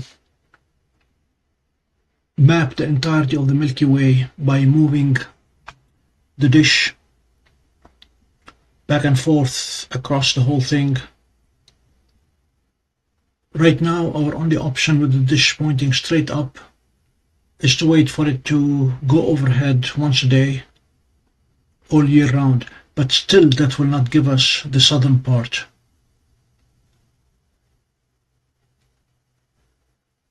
In the grand scheme of things, the Milky Way has the two big arms, the Perseus arm, and Cygnus is the minor arm, but the center of the Milky Way is Sagittarius. That's where all the big activity is, and that's the part I want to map.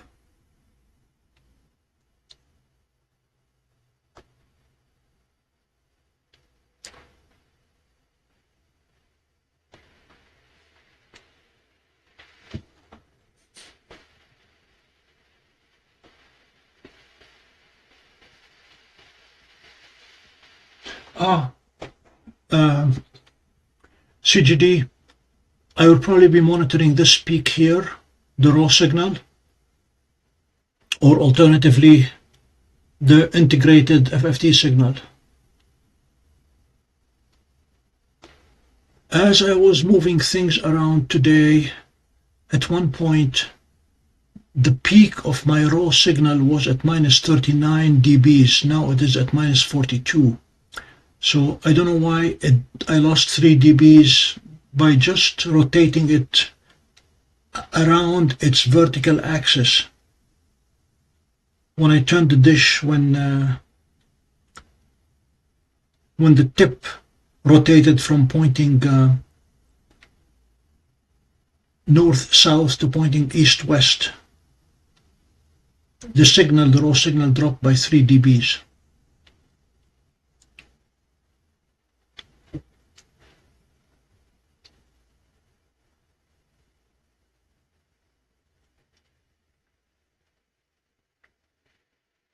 Jupiter is on my list. As soon as we have a narrow enough angle that we can aim to Jupiter, as soon as I get the AS-MP working, we should be able to hit Jupiter.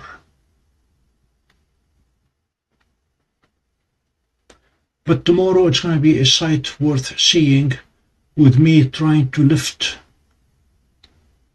that big dish. I will not be on my knee. It's not going to be like Hercules lifting the earth, but it'll be close enough, and then standing on a scale and then subtracting my weight from it.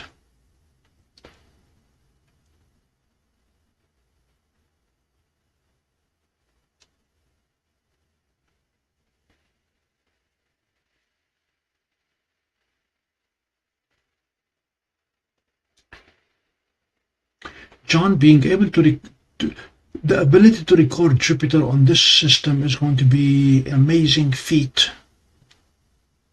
And feat spelled with an A, not double E. E-A-T.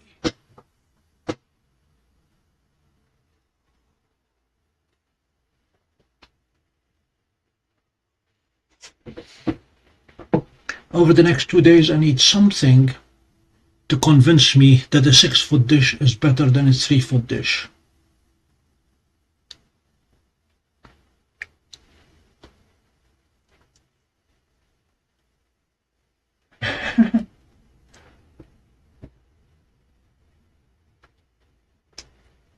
Slap, we're trying to find something to keep us occupied, busy, when it's cloudy, rainy, and snowy, which is going to be the next 4-6 months here.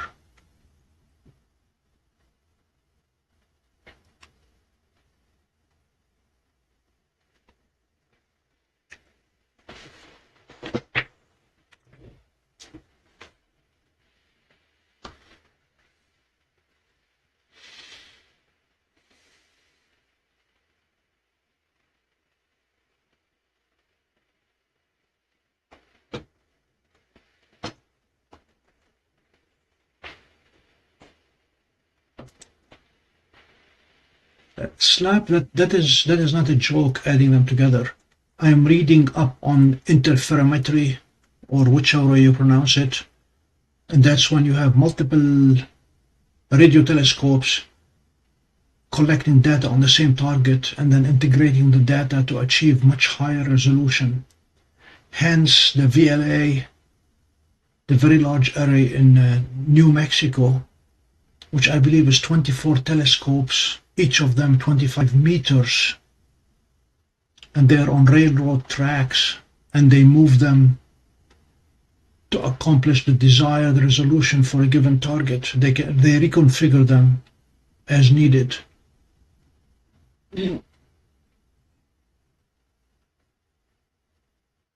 Oh, good. Glad to hear that dwarf darks are good now. John, that is correct. Interferometry.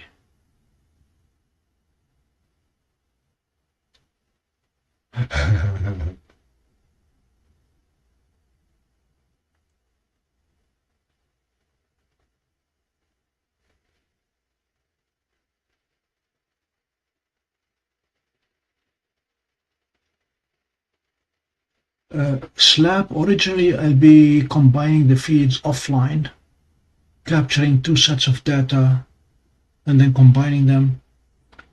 Eventually, next step will be 40 feet apart, and then quarter mile apart, and then 3 miles apart. Until I convince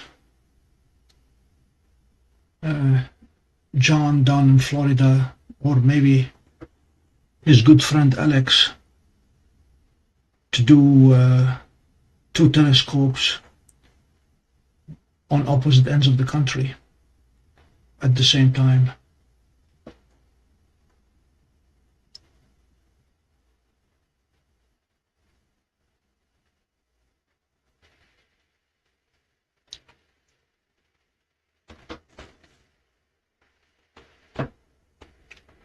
it certainly is a, if not a steep learning curve, it's a long learning curve.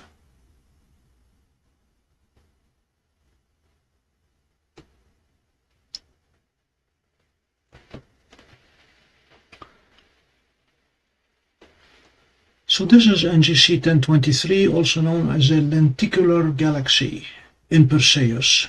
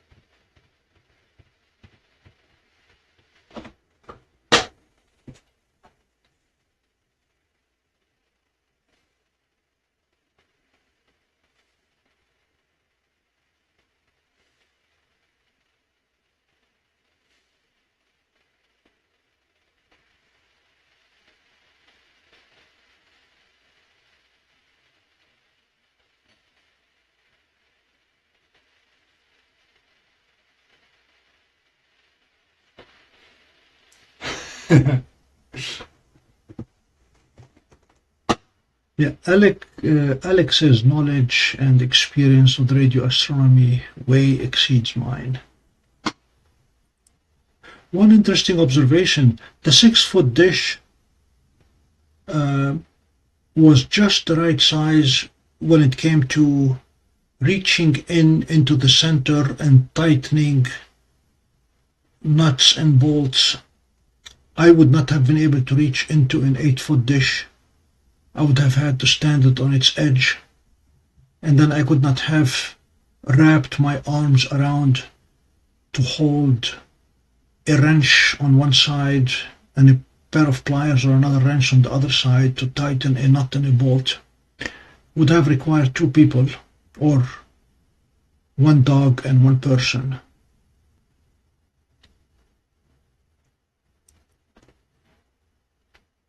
I also discovered the role of duct tape when it comes to carriage bolts. That worked nicely. Put the carriage bolt in, tape it with duct tape, and then go to the other side and then put the washers and the nut and tighten them.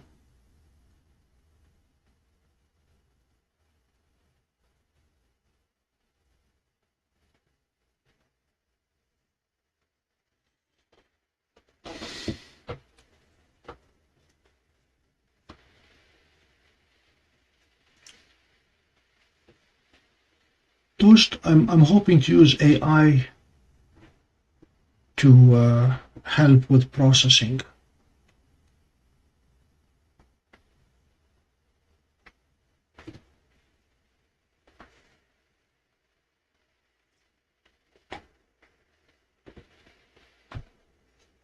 The one picture that haunted me with its beauty is the interaction between M81 and M82, Bode's galaxy and Cigar galaxy. Apparently they are in the same system, and there is an awful lot of radio signals going in between the two of them that you would not see with an optical telescope. But with a high resolution array of radio telescopes, they were able to show how those two galaxies are really in the same system and how they are interacting. Let me see if I can pull it.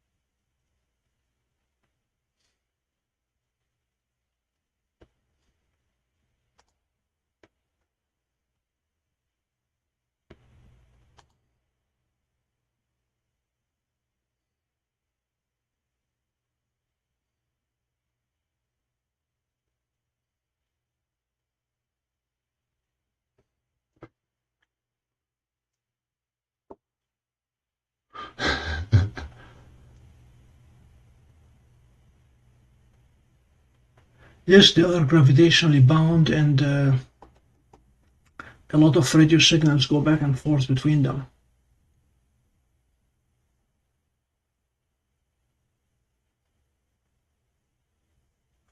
I don't know if you have seen the simple graph that summarizes engineering education. It says, given an object, is it moving? Yes or no? Is it supposed to move? Yes or no? And based on that, 4 options. If it is moving and it's supposed to move, don't do anything. If it's moving and it's not supposed to move, use duct tape. If it is not moving and it is supposed to move, use WD-40. And that summarizes engineering in all intents and purposes. Duct tape or WD-40. I used a lot of WD-40 to dismantle this old telescope.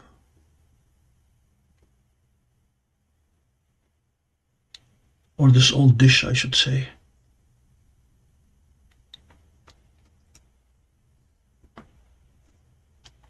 Thank you, sir. Pointer gone.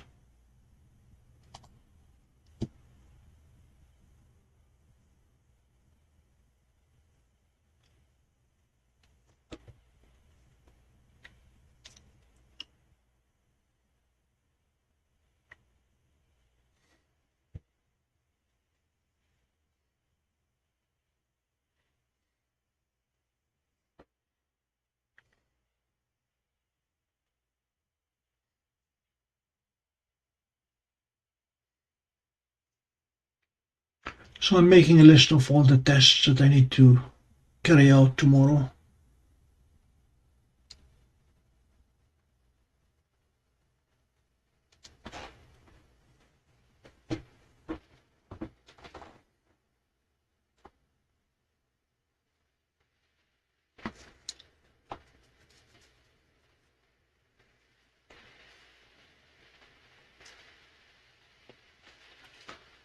Now that I have the 6-foot dish, I've stopped looking for an 8-foot dish.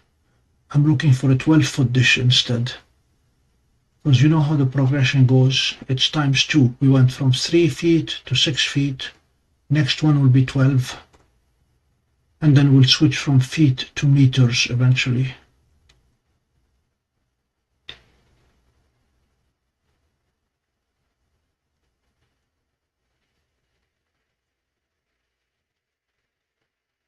I have permission to dig a big hole in the ground as long as it's parabolic in shape, and line it up with copper mesh and stick a ball in it. And it just becomes a matter of how big of a hole do we want to dig.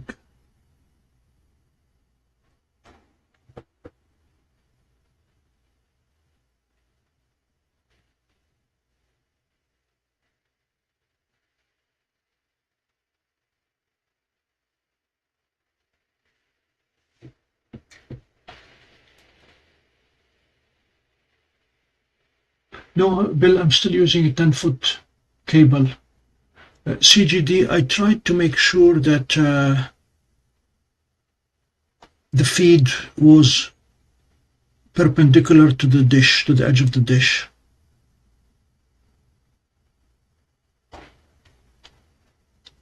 So we have a 90-degree angle. Uh-oh. What just happened? Ah. That's what happened. I tried to make sure that this is perpendicular to that.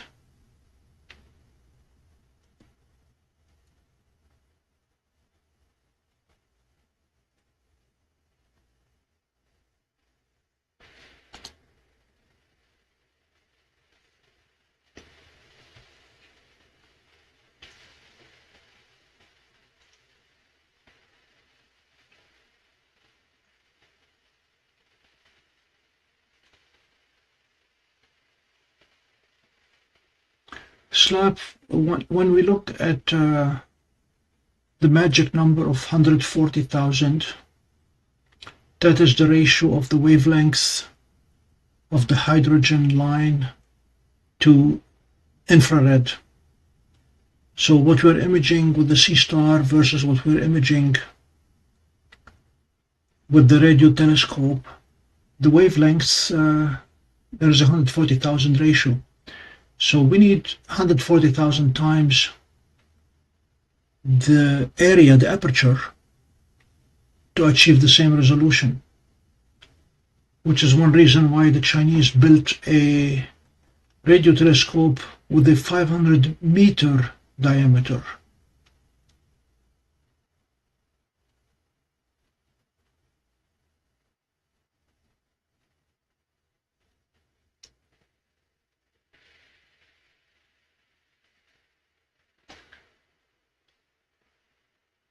CGD, the height is what I need to tune.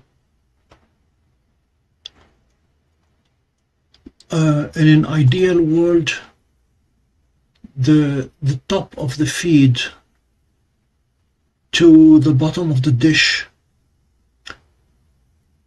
should be exactly d squared divided by 16d. The diameter squared divided by the depth times 16. Because that determines where the focal point is.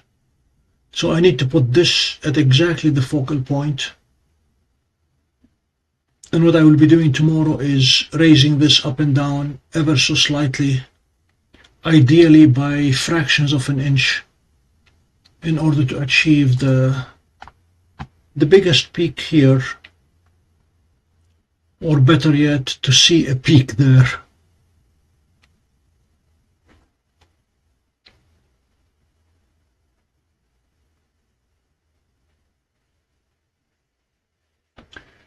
Bill, don't know about that null input. It wasn't there yesterday.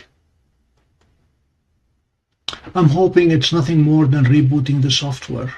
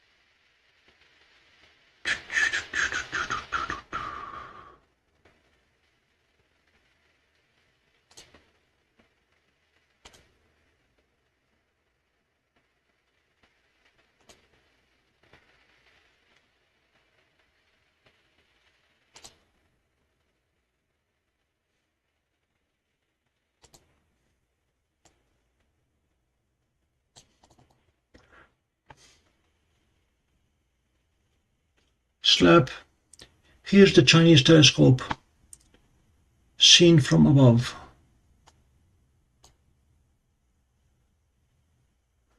And to put it in context, this is a soccer field.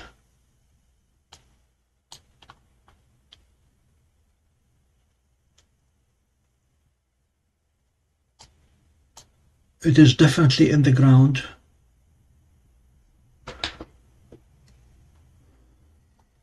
And there are other images that will put it in context.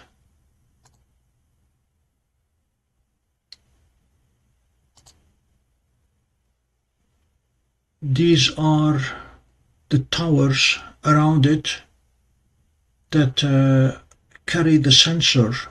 It is steerable by moving the sensor around on the wires from those towers.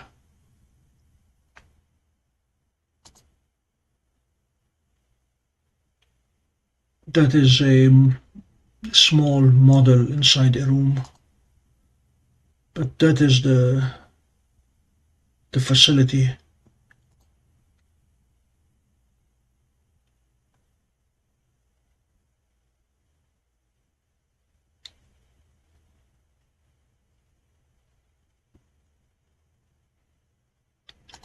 And here's the sensor hanging over the middle, and obviously it can be moved around.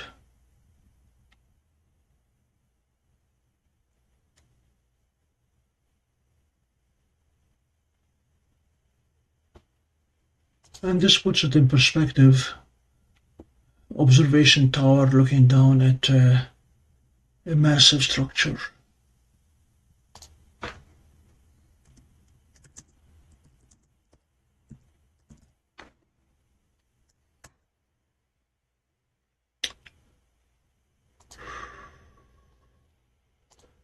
On the other hand, this is our very large array.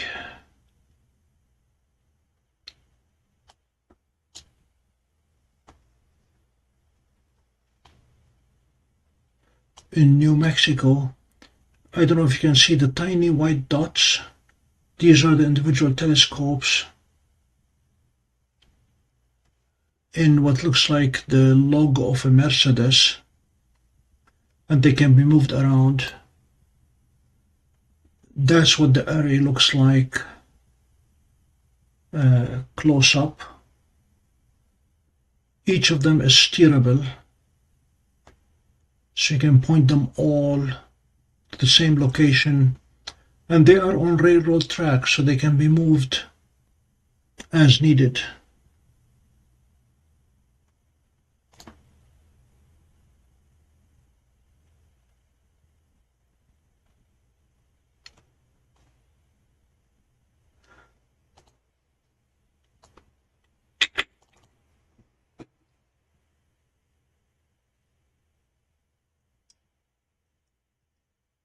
Toast, I don't know if it is a sphere or a parabola.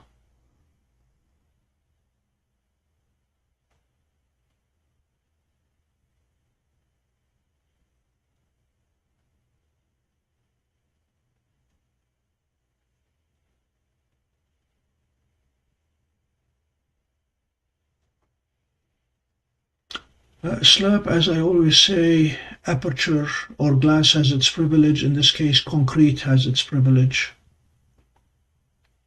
They are able to detect things well before any array can see them.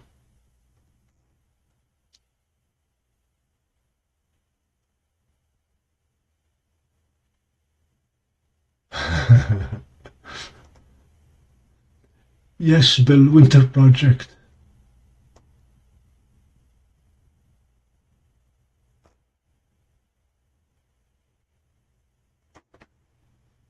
Let's see what's left of Arecibo.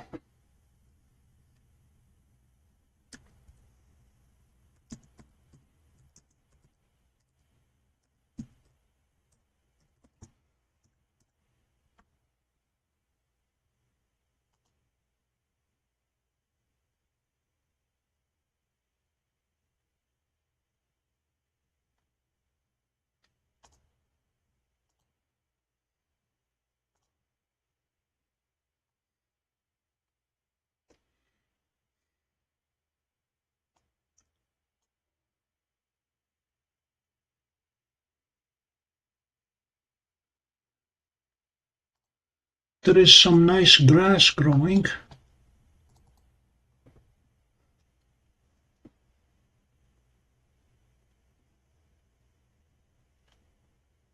That's what it used to look like.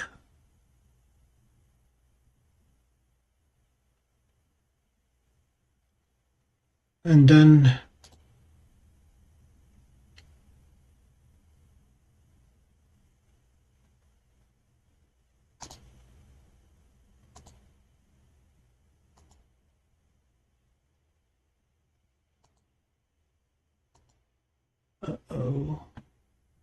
okay. And then it became this.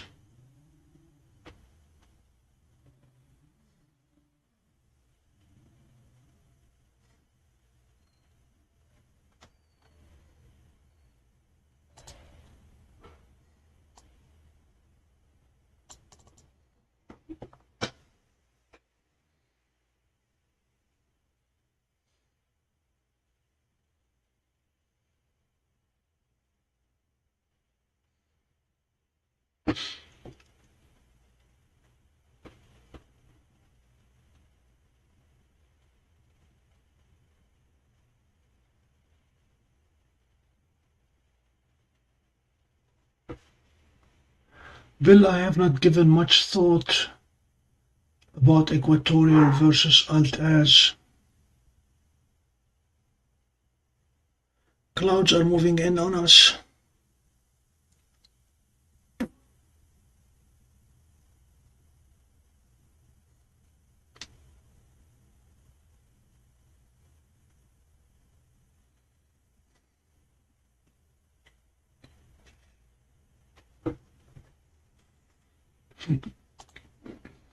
Stand by, toast.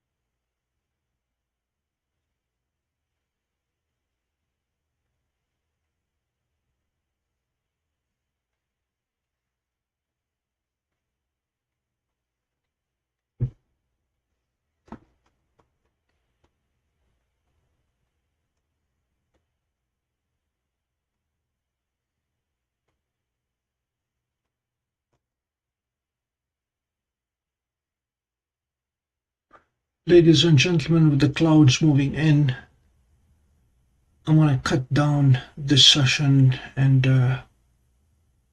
try to dismantle things. We'll most likely see you tomorrow, although it's going to be cloudy and probably rainy, with a setup to tune the big dish as soon as the Milky Way gets overhead.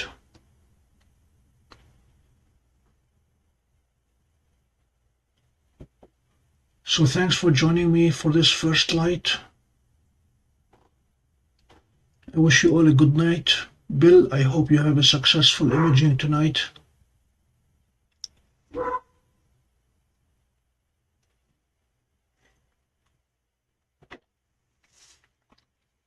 I'm going to quiet down the natives here, because if they don't go to sleep, none of us will sleep. So long for now, and again, thanks for your company on a very successful night.